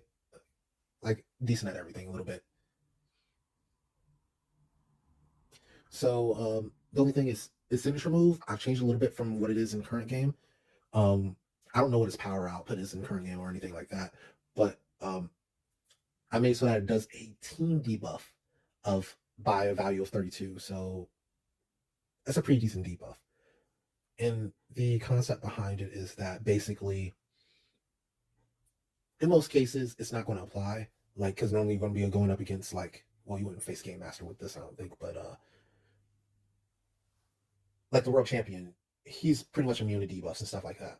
So I've made it very powerful because a lot of times those debuffs aren't even going to apply. So when they do apply, they should feel good. And then the attack itself is very strong for a mega attack, right? It's only 400 power, and we said the benchmark is roughly 700 if there's no extra effects or a very weak extra effect. So um, it's it's got an extraordinarily good extra effect in theory, but that's only if the opponent is affected by it. And then, but to kind of make it up, Soul Plunder is Soul Plunder, right? 500 power, or actually, is Soul Plunder 500 power? I forgot. I think Soul Plunder is 500.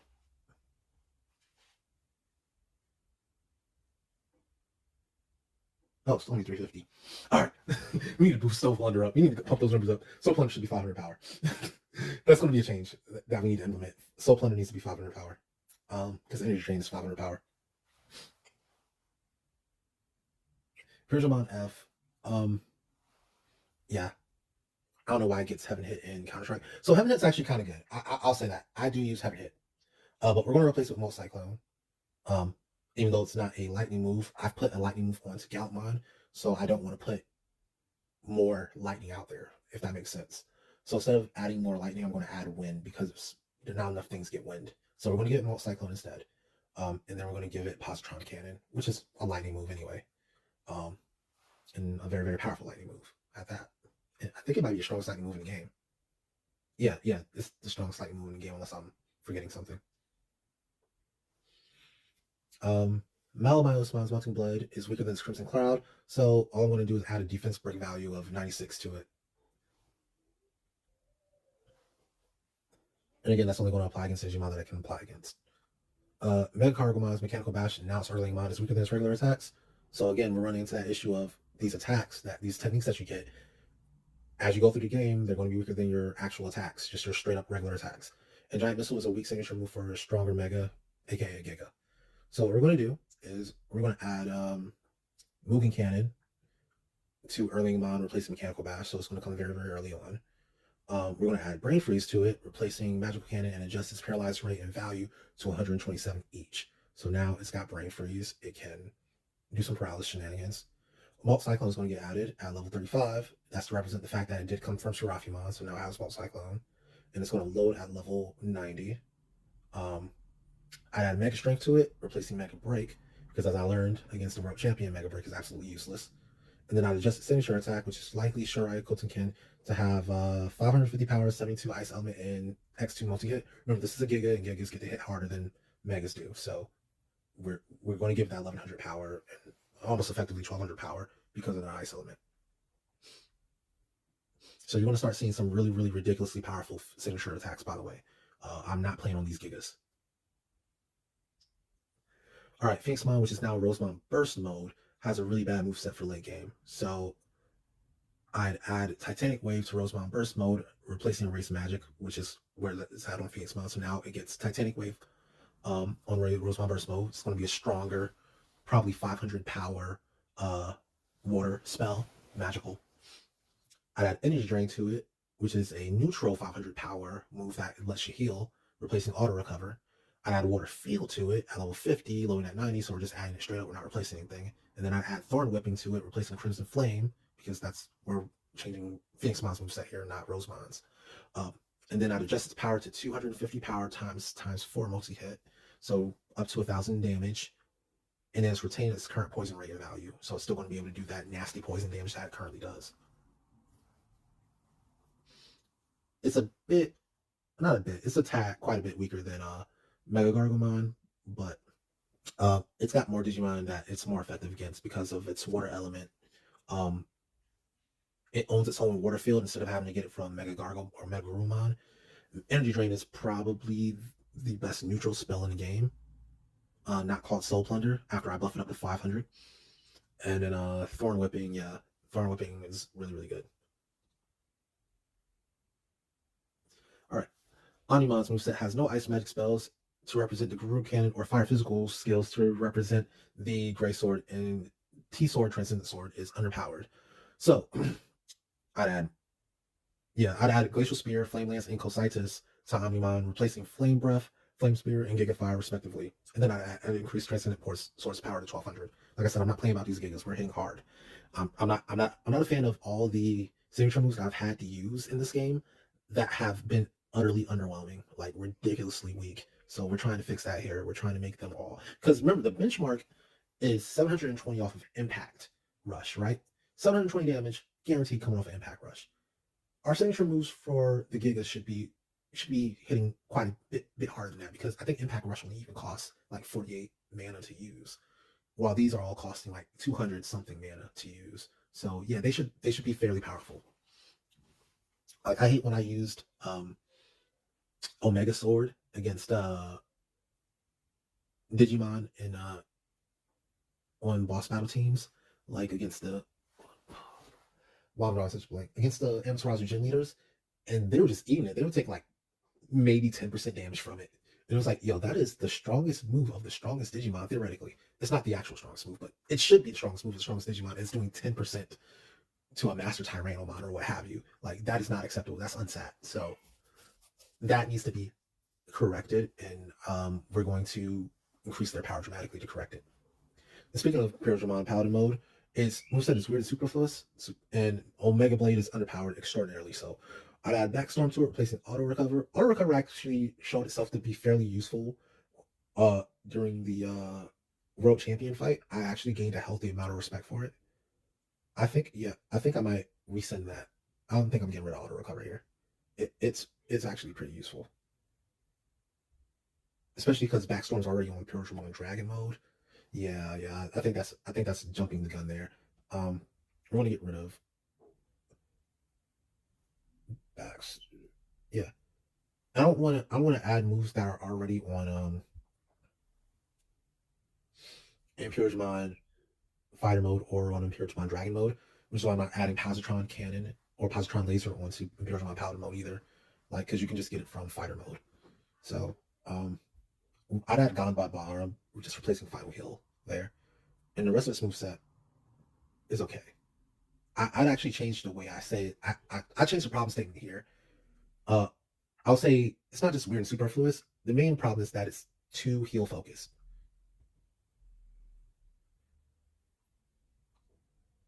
I'll say it's too defensive of a Digimon. I'd adjust Omega Blade to have 777 power and times two's multi hit. Um, yeah, I'd almost say just for the meme. I don't want to say the meme of it, but yeah, like 3 for the Trinity, so 777 in the Trinity times 3 multi hit. But we'll just go with times 2 because I've done the rest of my math with those numbers. So that's heading for over 1500, by the way. Even if it isn't able to hit an evil Digimon, it's going to do almost double, well, more than double actually, of what a Impact Rush does, and that's basically what I'm looking for. It to I'm looking for it to be better than Impact Rush. All right, Beelzemon's Blast Mode is underpowered compared to New Black Skewer, and Dark Elemental is superfluous. So Dark Elemental, I think, what else does it have? Like Darkness Chaos, right?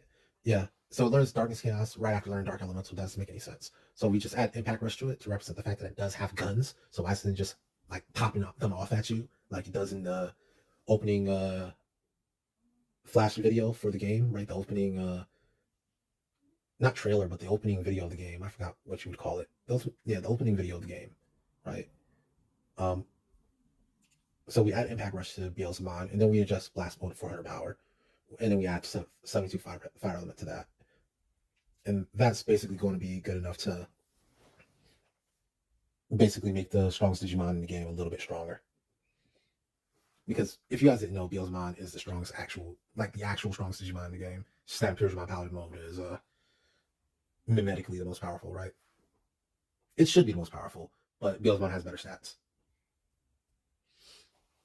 All right, Diaboromon takes too many levels to unlock. Yeah, that's an issue. So Diaboromon currently requires a level 99 Black War Greymon and a level 99 Hornquagmon, and that's just soul crushing. So instead, we're going to lower those to be level 40, just like the other requirements for either Ultra or Giga.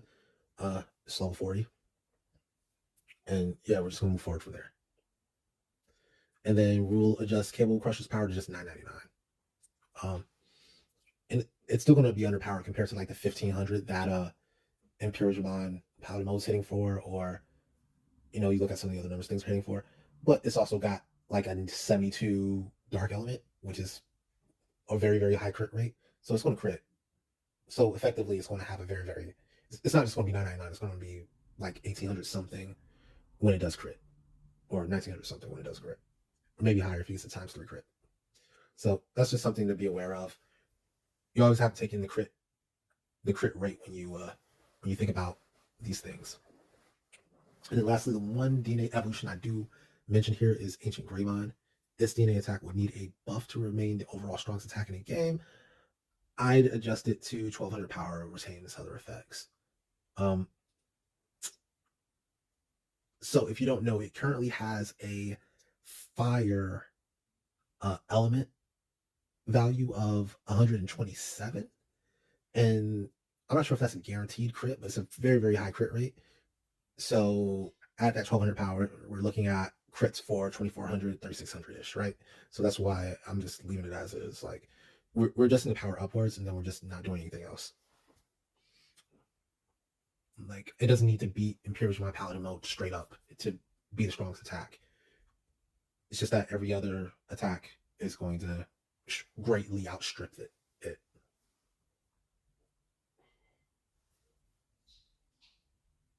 All right. Equipment changes. I think this might be the last section. So Countercrest and Multicrest stop functioning with weapons and armors that have special effects, making those weapons undesirable as they remove the user's most powerful strategies. All right, so that's been an issue with the game for a very, very long time, is that you use a weapon or you use, I think Shockhorn was one that I used, and my Countercrest stopped working in this playthrough that I just streamed. Like, you use anything with any type of special effect, and your Countercrest and your Multicrest just stop working, and when it comes down to the brass tacks, you'd give up the weapon before you give up the crest. Like, period, dot. Like, you need Countercrest to have a good time in this game, a lot of times. So, yeah, no. Yeah, just fix the code. Make all these accessories function regardless of Digimon's other equipment effects. Countercrest is overpowered and making it inconsistent wasn't a good nerf. So, if you didn't know, that in the PL version, the 2003 version, Digimon World 2003, they just made it so that it was inconsistent. So instead of you always countering the move, it now only sometimes counters the move. Well, what does that do? That just makes it frustrating. So it's just like, well, if I'm wearing the thing, I want it to work, right? So instead of making it, so it's weird, right? Because it's required at a certain point in the game to even have a chance of getting by. But if you but it's overpowered at the same time because it makes things a little too easy. So I just nerf it. So instead of doing its current value of damage, it do like a third of it. Multi-Crest is underpowered. Right now it does 20% extra damage, so it's like 40 times 4.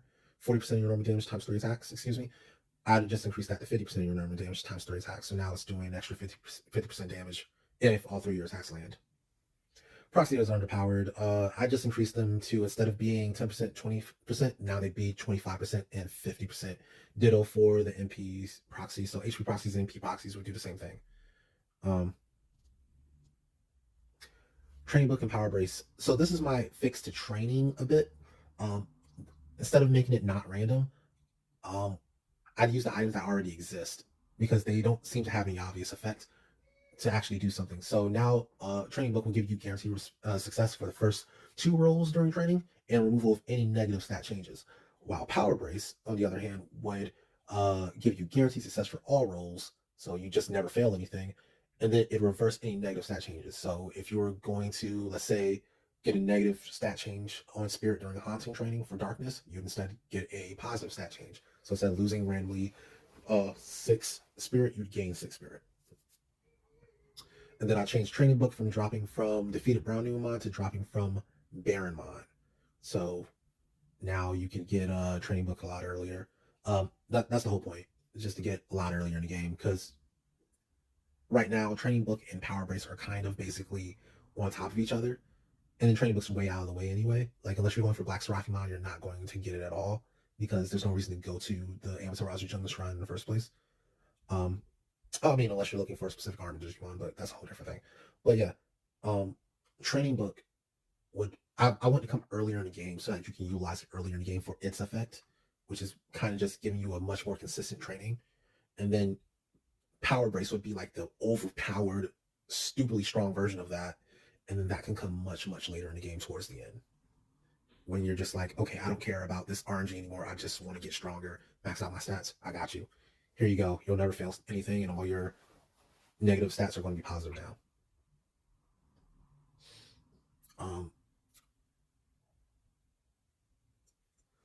all right, so when I talk about other stat penalties and bonuses, I'm talking about stuff like when you wear like heavy equipment, you get a negative speed adjustment, or when you wear like the wing helmet, you get uh, uh, a wind resistance buff. Yeah, I times all those by 5, so I quintuple all of them, except for staves. In the case of staves, I times them by 10, and the reason is because those weapons give you almost nothing to work with when it comes to your actual offensive stat with your casters. So if you're using Patamon or Renamon, you get basically nothing for those stats. I think it's something ridiculously low, like you get somewhere between 2 and freaking 18 or 20 or bonus spirit or wisdom. So I'm just going to multiply all those by 10. So now you get somewhere between 20 and 200, or 20 and 180 bonus spirit slash wisdom when you're using a staff. All right. So unique gear. So remember, people were talking about they want unique evolutions for each of the Digimon, and I was disagreeing. And part of their rationale is that they want all the Digimon to feel just a little bit more unique to each other. Well, I'm going to do that. Watch this. Unique gear is relevant by the time you complete a set. This is a problem statement, by the way. At best, you get plus 15 charisma compared to normal gear. Like I was doing the math at the end of the game. And some pieces you get from this gear are missing for auctions.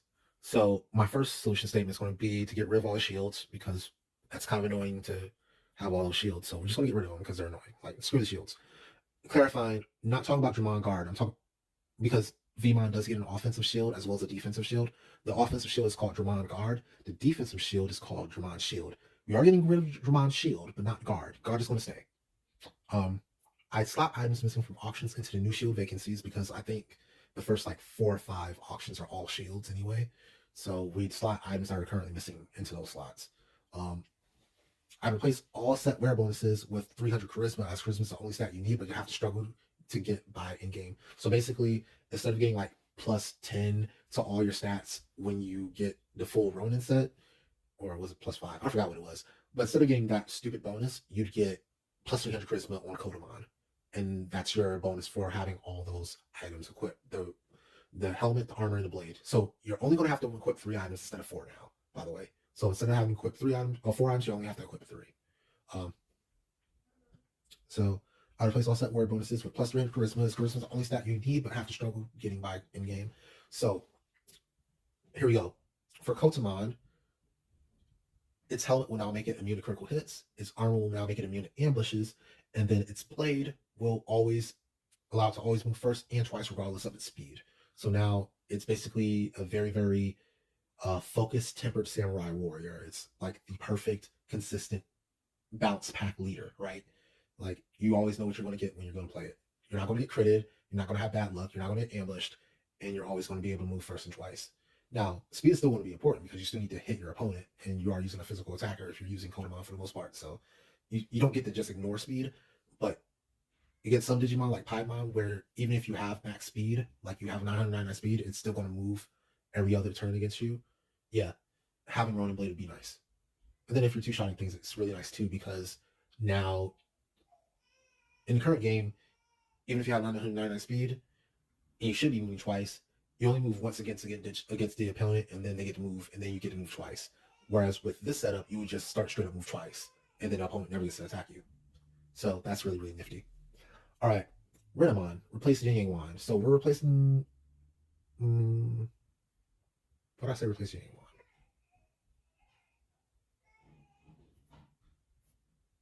I forgot. No, we're not replacing Yin Yang Wand. It's fine.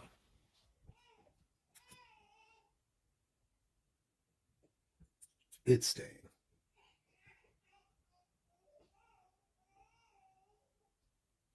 Yeah, I ended up replacing Divine Wand instead. I think so.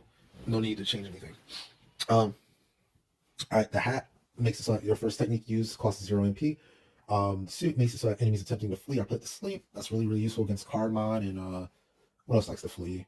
Um, Mostly Cardmon, honestly. Numemon like to flee as well. And then Yin Yang Wand makes it so that magical attacks do 25% more damage. So the overall outcome is a powerful magical attack with emphasis on hunting the weak and cowardly. So basically, if you're able to nuke the enemy to death on turn 1, you get that for free. And you get 25% more damage to do it. Um, and if you hurt an enemy so hard that it wants to try to flee instead of attacking, then it goes to sleep instead.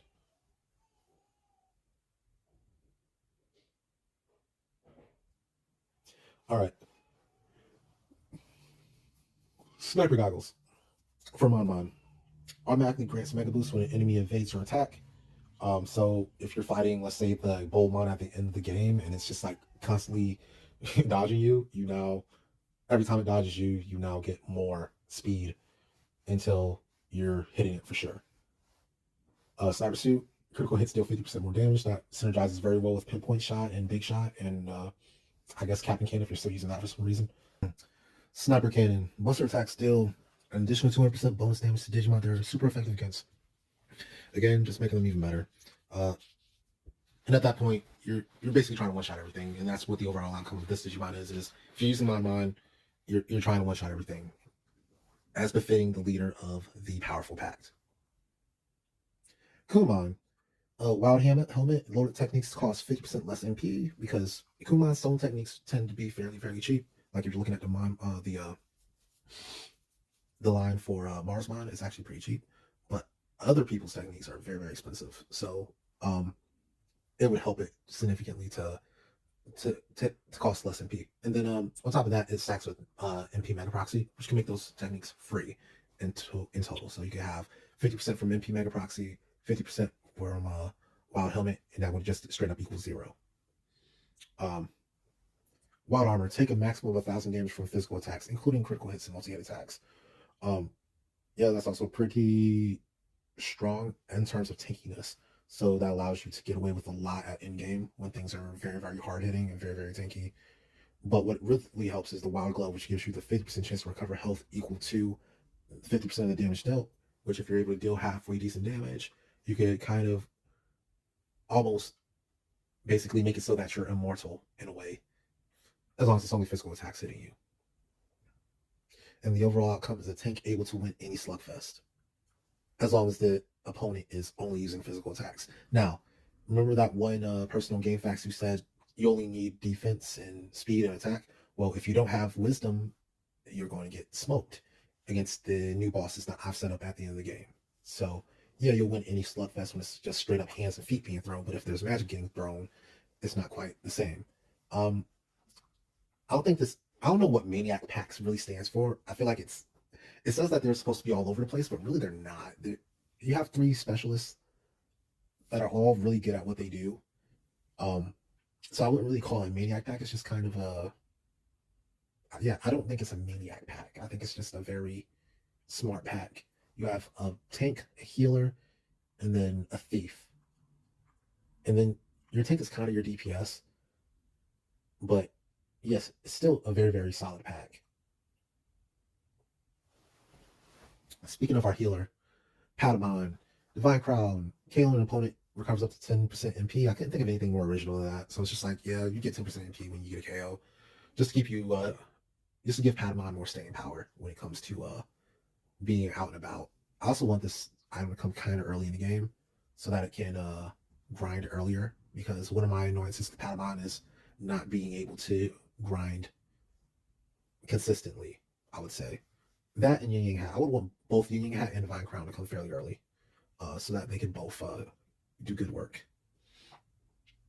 Divine Robe can't be affected by status moves, so that's going to be really useful against Kasarimon, Shogun Gekomon, Vadimon. Yeah, that's going to be another one that kind of needs to come early to be maximize usefulness. And then Divine Rod. First of all, I adjusted into a spear type weapon, so it's probably going to be a Divine Spear instead. But healing techniques outside of battle would cost no MP if you're holding it. So yeah. Overall outcome is that Patamon is your protection in status prone areas as well as an even better medic than it is currently. And that's pretty much the goal. It's just to make it more consistent, more useful, and then on top of that, it gives you protection against being put to sleep or being confused and all that badness. Plus, Patamon itself is very, very weak to confusion because it can't use any techniques when it's confused. So um, having that divine robe protected from Shogun Gekumon and all these other things is going to be very, very useful for it because before it starts training attack, its attacks are very, very weak. Femon, Dramon Horn, signature techniques deal plus 50% damage. So basically, you're trying to nuke things. Dramon Armor taking over half damage in one turn results in blast digivolving once per battle. Again, now you have unlimited mana to spam a hopefully a powerful signature technique, and then you get all your health back. So that's all you have to worry about. And then Dramon Guard, double XP and DVXP gain. And that's mostly because you don't and it's going to come early, replacing Dramon Shield. But that's mostly because you don't get VMon until later on in the game, until after you've already gotten the third badge. So since you have to wait until after the third badge to get it, I just felt like it made a lot of sense to just go ahead and double that EXP gain. So instead of plus 75%, which is what you normally get at the third badge, you could be getting plus 150% EXP and DVXP gain. So almost, well, what would it be? 2.5 times the normal rate? Yeah. Which is, I mean, that's a pretty good rate, especially since you should only have to grind for like level 24, 25 at that point. So you'd be doing pretty well.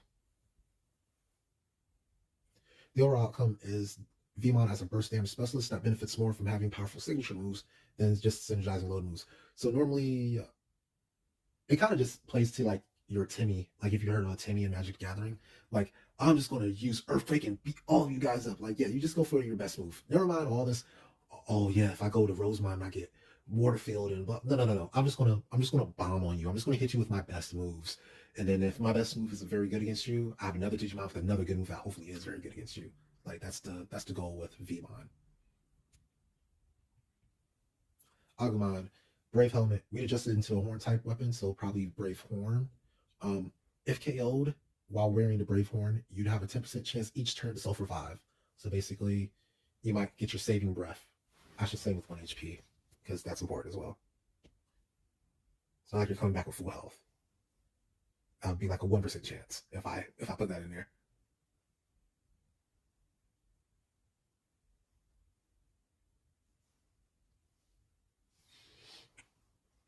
Brave Armor automatically grants Mega Strength and Mega Guard when entering battle with 2 KO'd allies. So if Agumon's the last one standing, he automatically gets Mega Strength and Mega Guard. Then Brave Sword adjusts to a Brave Claw, so now it's a Claw type weapon. Um, Plus 50% elemental damage for elemental power accessories.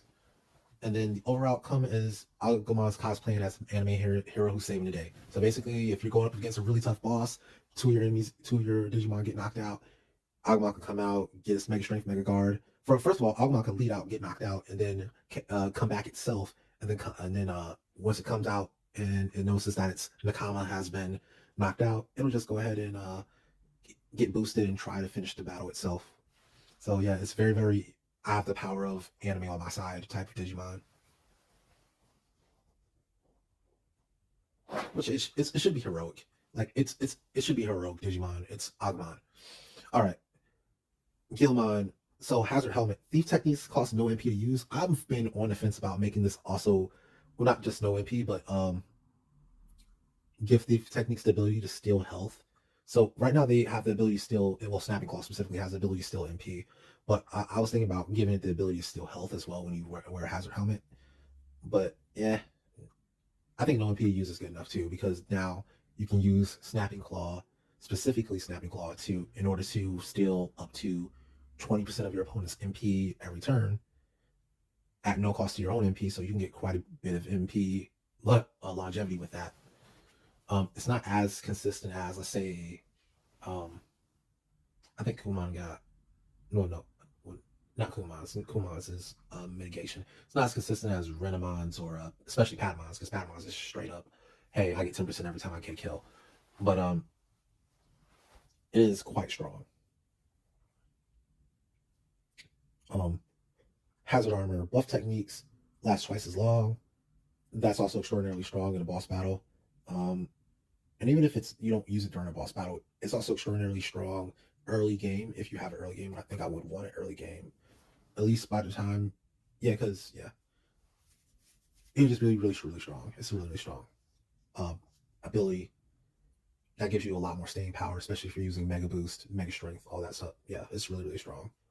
Um, and Gilmon is kind of a weird Digimon, right? It's got weird grab bags of tools and effects, right? It's not really, hey, I have this. It's like, hey, I can steal things, I can counterattack, um, I can buff. Like, what do you need me to do? I can't really attack, really, even though I gave it Judgment Blitz as Gallimon. Normally, it's like, I can't really attack except my signature move. And then for Gallimon, they took that away, so it can't do anything. So, um, but fortunately, I gave it back something, right? I did give it a attack on Gallimon. So now, speaking of counterattacks, um, we're going to adjust Hazard Fang into a like double-edged sword type weapon. Not a great sword, but Nakatana, the other sword type weapon. Um, and what its effect would be is that the counter attacks now work against magical attacks and evaded attacks. So if you evade an attack, you can still counter it. If you get hit by a magic attack, you can still counter that. And all that's basically to make um, shield of purification much more consistent, so that you're not trying to bait one attack out. You can actually get it to go, and it's not as punishing unless the opponent uses something that isn't an attack at all. And the overall outcome is that Gilmon is a much more capable utilitarian trickster type. It's a very, like I said, Gilmon itself is weird, but it's a fun type of weird. It's useful. It's just you don't expect to get all your damage out of it.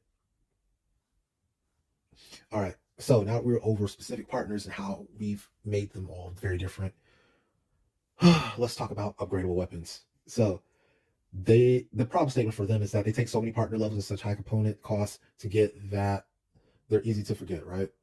So what I do is I'd reduce the partner requirements to 15 for upgrading weapons to level 2. So that means if you have an old claw or what have you, it's a lot easier to upgrade that now.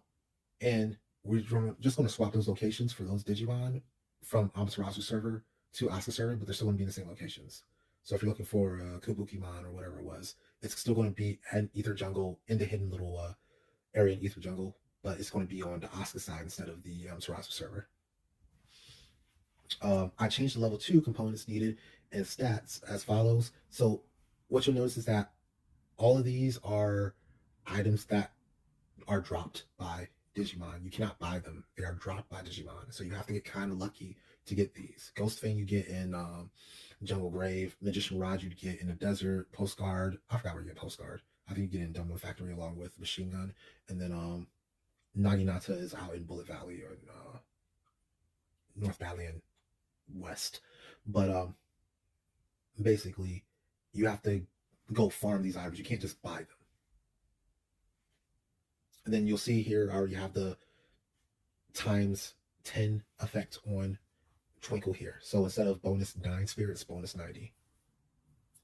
And then for the level 3 weapons, and you'll notice all these weapons are, I did change their strength and stuff to make them more powerful than every weapon you're going to get up to a certain point. And that's probably up to the point where you're able to find the component weapon for a level 3 weapon. So I changed the level 3 component weapons needed as follows. And then again, the same thing. And now we have bonus 180 spirit for Immaculate. And then the epic weapons themselves, having been crafted in a specific order, makes, and this is a prop statement by the way, guys, makes the side quest unintuitive to even start and disadvantages those who don't choose the Maniac pack at this game's beginning, especially those who retain the full balance pack, which has no claw user and Kodaman's Muramasa as a final weapon in order. So that's word vomit, but what it really means is that basically it's this quest is really annoying. I'm gonna say it like that. This quest is really annoying.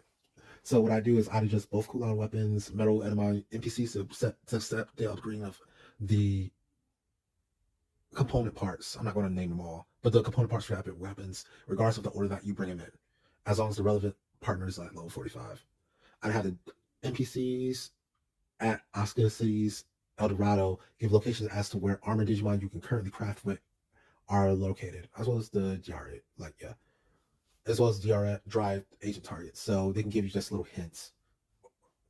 I'd have the Metal Edamon and Asuka cooldown weapons tell you a level 2 to 4 component you need to find for a level 1 to 3 weapon, right? So if you have the correct level to upgrade, he'll tell you, oh yeah, you need to go find this component, and then yeah, you can go find it. So basically, I make this weapon a lot, not weapon. I make this quest a lot less confusing. Well, not confusing.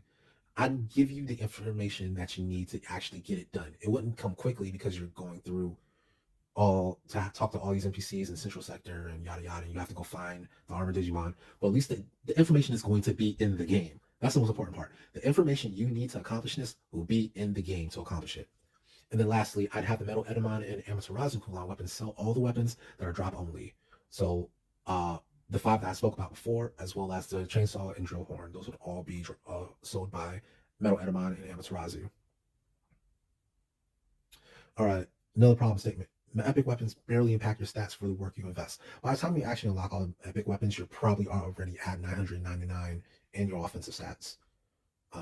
That at least the stat that matters to you. So what I do is I give them all universally a limit break ability, which would allow your strength and spirit stats to limit break 999 when an epic weapon is equipped, but only by the amount that the weapon adds, right? So your base stat can still only be 999, but now your epic weapon allows that to transcend by the amount that the epic weapon is. Um, yeah, same for spirit.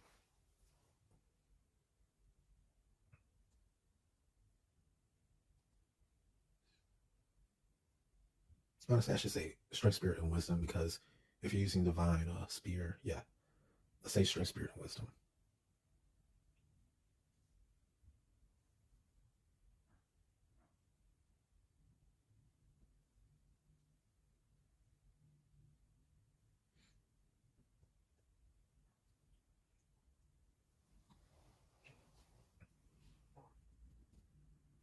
All right, this is the actual last section, post game changes.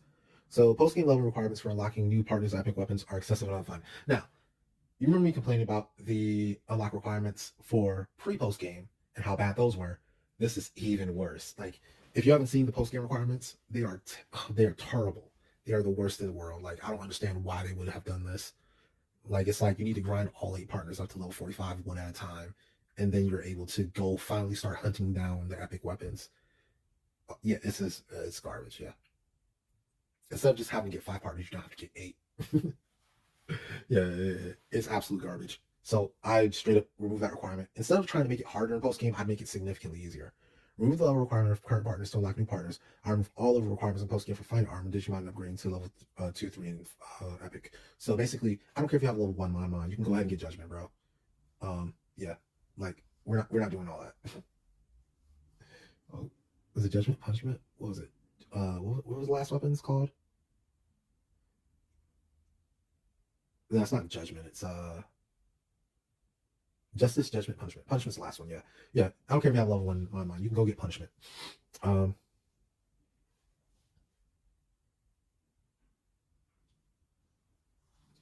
the post-game sector leaders and arena champion are only able to be fought one, limiting the fun and replayability of the game. So for me, I make the sector leaders all rechallengeable every time you defeat the arena champion, right? Um, so you can just go ahead and redo it. Um, and the champion rechallengeable every time you defeat the four leaders. So you can go beat up the four leaders and then go back to your champion and beat him up.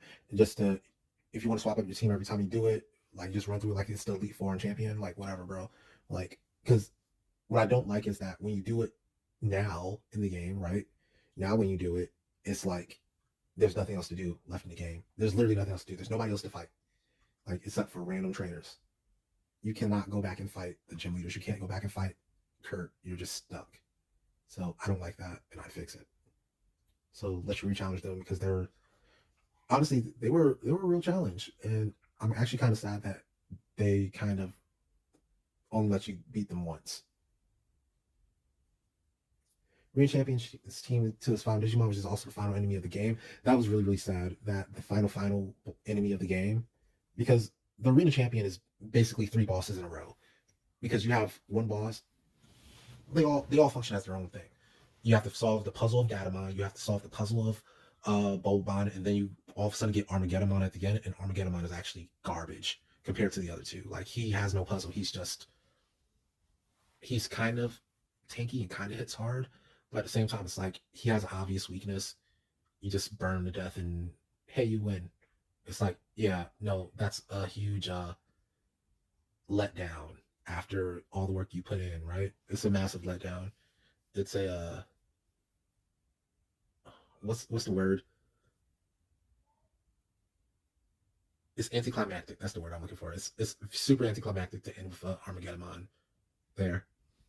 So I replace this team with the following team. I give Imperial Fighter Mode with the techniques Mega Boost, Full Heal, and Giga Crusher. Um, Mega Boost and Full Heal make him an even scarier version of Bulbon that passes increased speed to at least Beelzemon, right? Now Beelzemon, with techniques Confuse Nebula, Soul Plunder, which can kill in one shot if you don't remember, and Blast Mode. And also I'm going to buff Soul Plunder. So Soul Plunder is going to do at least 500. Um, yeah, I think 500 is the right number there. Maybe 550. And then Blast Mode, which has also been buffed, and it also does fire damage. Um, yeah, so if you're trying to set up defensively to try to take through Beelzemon or Imperialmon and it was working for you, it's no longer going to work because Soul Plunder is just going to eat through that. Blast Mode slays the weak reliably because it just hits that hard. And the Phoenix Mod is the most evil of all. It's the most despair-inducing of the three, right? It's just ridiculous because it's going to come out and it's going to be able to get off Rising Fire, and you're just going to be upset about that. So it's going to hit Rising Fire. You're going to be mad about it, and then it's going to try to stall you out with Auto Recover and not Rising Fire. Excuse me, Crimson Flame. It's going to hit Crimson Flame. Rising Fire is an attack. I'm sorry about that. It's going to hit Crimson Flame, and then it's going to start auto recovering and then pecking at you and using Rising Fire, which it's not going to hit very hard. It's going to hit hard enough to not let you set up for free, but it's not going to hit stupidly hard. But just the fact that you know that you have to go back and fight these two all over again is going to be soul crushing. Um, so that's kind of the point of having Phoenix Spawn on this team. So it's funny that the guy from earlier says, "Hey, is it just going to be a big 3+ Phoenix Spawn?" It's like, yeah, it's Phoenix Spawn is definitely going to be on the champions team. Now, I didn't when I created the champions team, I wasn't thinking about anything that guy said. I probably had read it before, but wasn't thinking about it. That was just me coming up with that in my head, like, oh, what could I do to make it really, really mean? Oh yeah, I could just revive the first two Digimon. So this team is basically a better version of his current team. Imperialmon F is a better version of Boltmon. Beelzemon is a better version of um, Armageddon, a much better version of Armageddon because it can actually do something besides attack blindly. And then Phoenixmon is a better version of Datamon. So yeah, it's super, super evil. All that is it's super mean to the player. And that's how a final boss should be. And then the other post game sector leaders are going to get upscaled as well. Um, so Quick King Long Leader, we're looking at Pharaohmon. We're trying to make it tough. It's still going to poison you. War Bronze Mine, hopefully should be taking off at least half your health a turn if you're not defensively buffed. And then Kyberamon should be both tanky enough and damaging enough to knock out something on your team, even under best circumstances. So overall, this is kind of going to be the easiest team, which it should be because it's the first leader, but it should still be somewhat of a threat. Zero leader right now, she is the hardest one in the actual real life game PL version. But here I've tried to make her just a little bit better. Instead of Cherrymon and Persianmon in a row, which gives her a very easy fire weakness because you can just burn through both of those in a row. I went with Valimon to start with because he has no weaknesses and he'll just put you to sleep. And then now you have to deal with the fact that you have this Digimon that's putting you to sleep, and yeah, it's very annoying. Then Zamamon, who has the ability to kill things instantaneously, and then Persiamon, who's going to come out and really wreck house because she just does damage. She can de-digivolve you and all kinds of stuff. So this is a team that is, I would hope, would make a few people quit the game, and not literally, but I mean, I would want controllers being thrown uh, when you fight this team.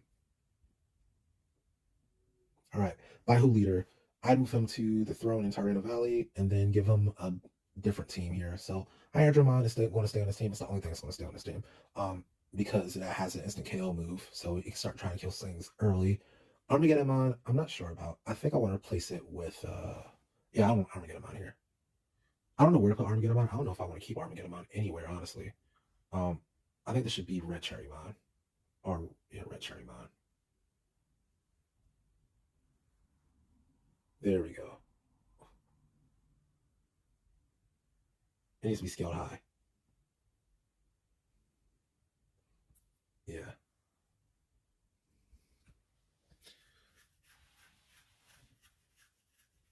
And that's going to be pretty significantly scary. And maybe Red Cherry should come out first. Huh? Yeah, nah, that's fine. Because if you use Warrior to beat High Dramon, then Red Cherry Mon can beat you. If you use Lightning to beat High Dramon, I think Red Cherry Mon resists that as well. So yeah, that's a good lineup in nowhere because Red Cherry Mon is going to resist fire if you use that to beat it. So yeah. Then Master Tyrannomon, I honestly want Master Tyrannomon to be strong. I really want it to be really, really strong. So Master Tyrannomon is going to be his ace, and it's going to try to do work. It's going to try to do work. And then there's one Wu leader. Um, we're looking at Datamon, Translucent Cardmon, and Bulbmon. Um, I'm not gonna lie, I might not like Datamon here. I might want to put Armageddon here as his lead off. Not because Armageddon is good, but because he has a thunder weakness on his team. And Cardmon doesn't resist thunder. He's just, well, he resists everything. So you can just keep using thunder against him if it works. Yeah, that's what I'll do. And we already replaced Datamon in theory.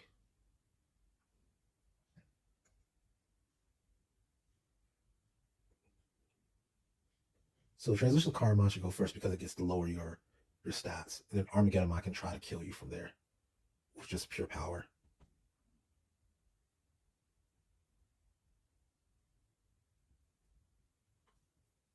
Make the same as Kurt's current one. That's about the same scaling that we want to stay at. And Boltmon, same as Kurt's.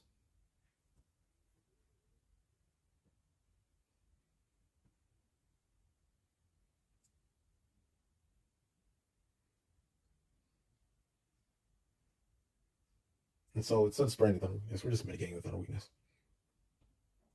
Thunder's no longer the easy button.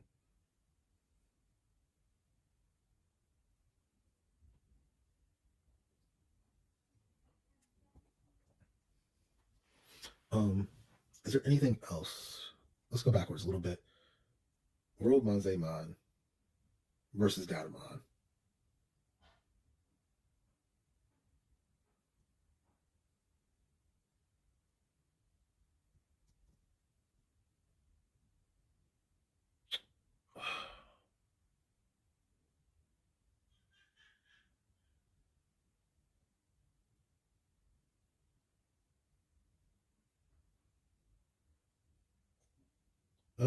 I think I need to put Datamon over here then, because otherwise there's no other chance to fight it.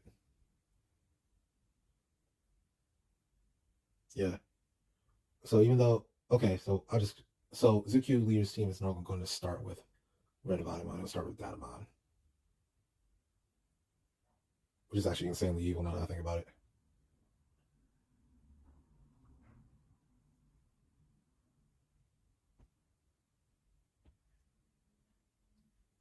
Because the way to really beat Datamon is to set up a nice defensive strategy with auto heals and all that, and then just slowly blitz through its health. And then Xamon comes out and says, "Oh yeah, I have a one-shot attack, so no more of that for you." Yeah, that's pretty evil. Um,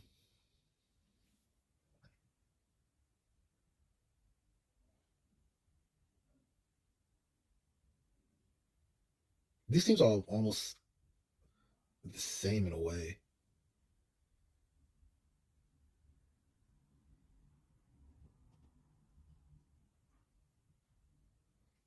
Yeah, they are almost the same in a way.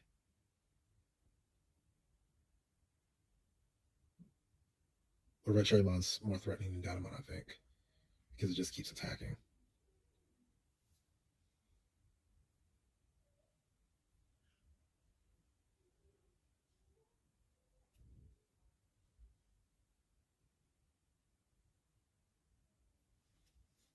Yeah, I'm gonna leave that as is.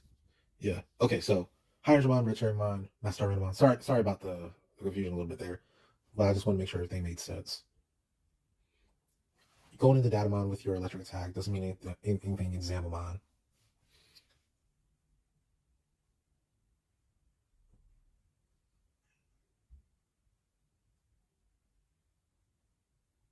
The question is, should Persiamon be the ace or should Zamamon be the ace? I'm partial to Persiamon. Plus, it's a female team. Yeah, yeah. Persiamon should be the ace. Master Renamon, Persiamon, Chimeramon's the ace is I guess. And then Boltmon. Boltmon deserves to be an ace. Boltmon is a freaking nightmare against the current Kurt, world champion Kurt. So yeah, Boltmon, who'd have thought it would have been the Digimon, and that was like, yeah, it felt unstoppable for a minute there, especially when Mega Break didn't work against it. Um, but yeah, translucent Cardmon for Zulu leader. Uh, the point is that it's going to try to force a KO. It should hopefully have the stats to do so. On top of that, it's curse. If you haven't gone and gotten the cup, the King of Cards cup, it should be able to kill, well, to curse you over and over and over again. And though that stacking on top of each other, turn after turn, should hopefully be enough to completely take one of your Digimon out of the fight. Um, Even if it doesn't force a KO, like it should be hitting curses over and over again. And then if it does force a KO and then it manages to curse another Digimon, that's even better.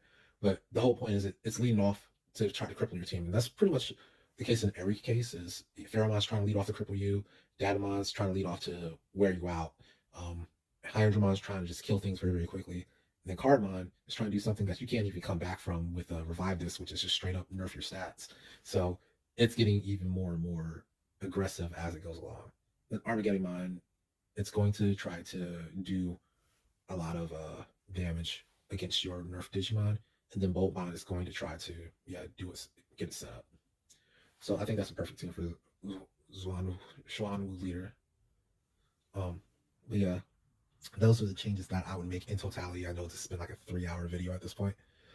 Hopefully, I have time to actually edit in some pictures and charts and stuff. This is going to be like probably the biggest like YouTube project I've ever done in my YouTube career, and I'm hoping that you guys are going to enjoy it. But as always, I've been me, you've been awesome, and I will catch you on the next one. Peace.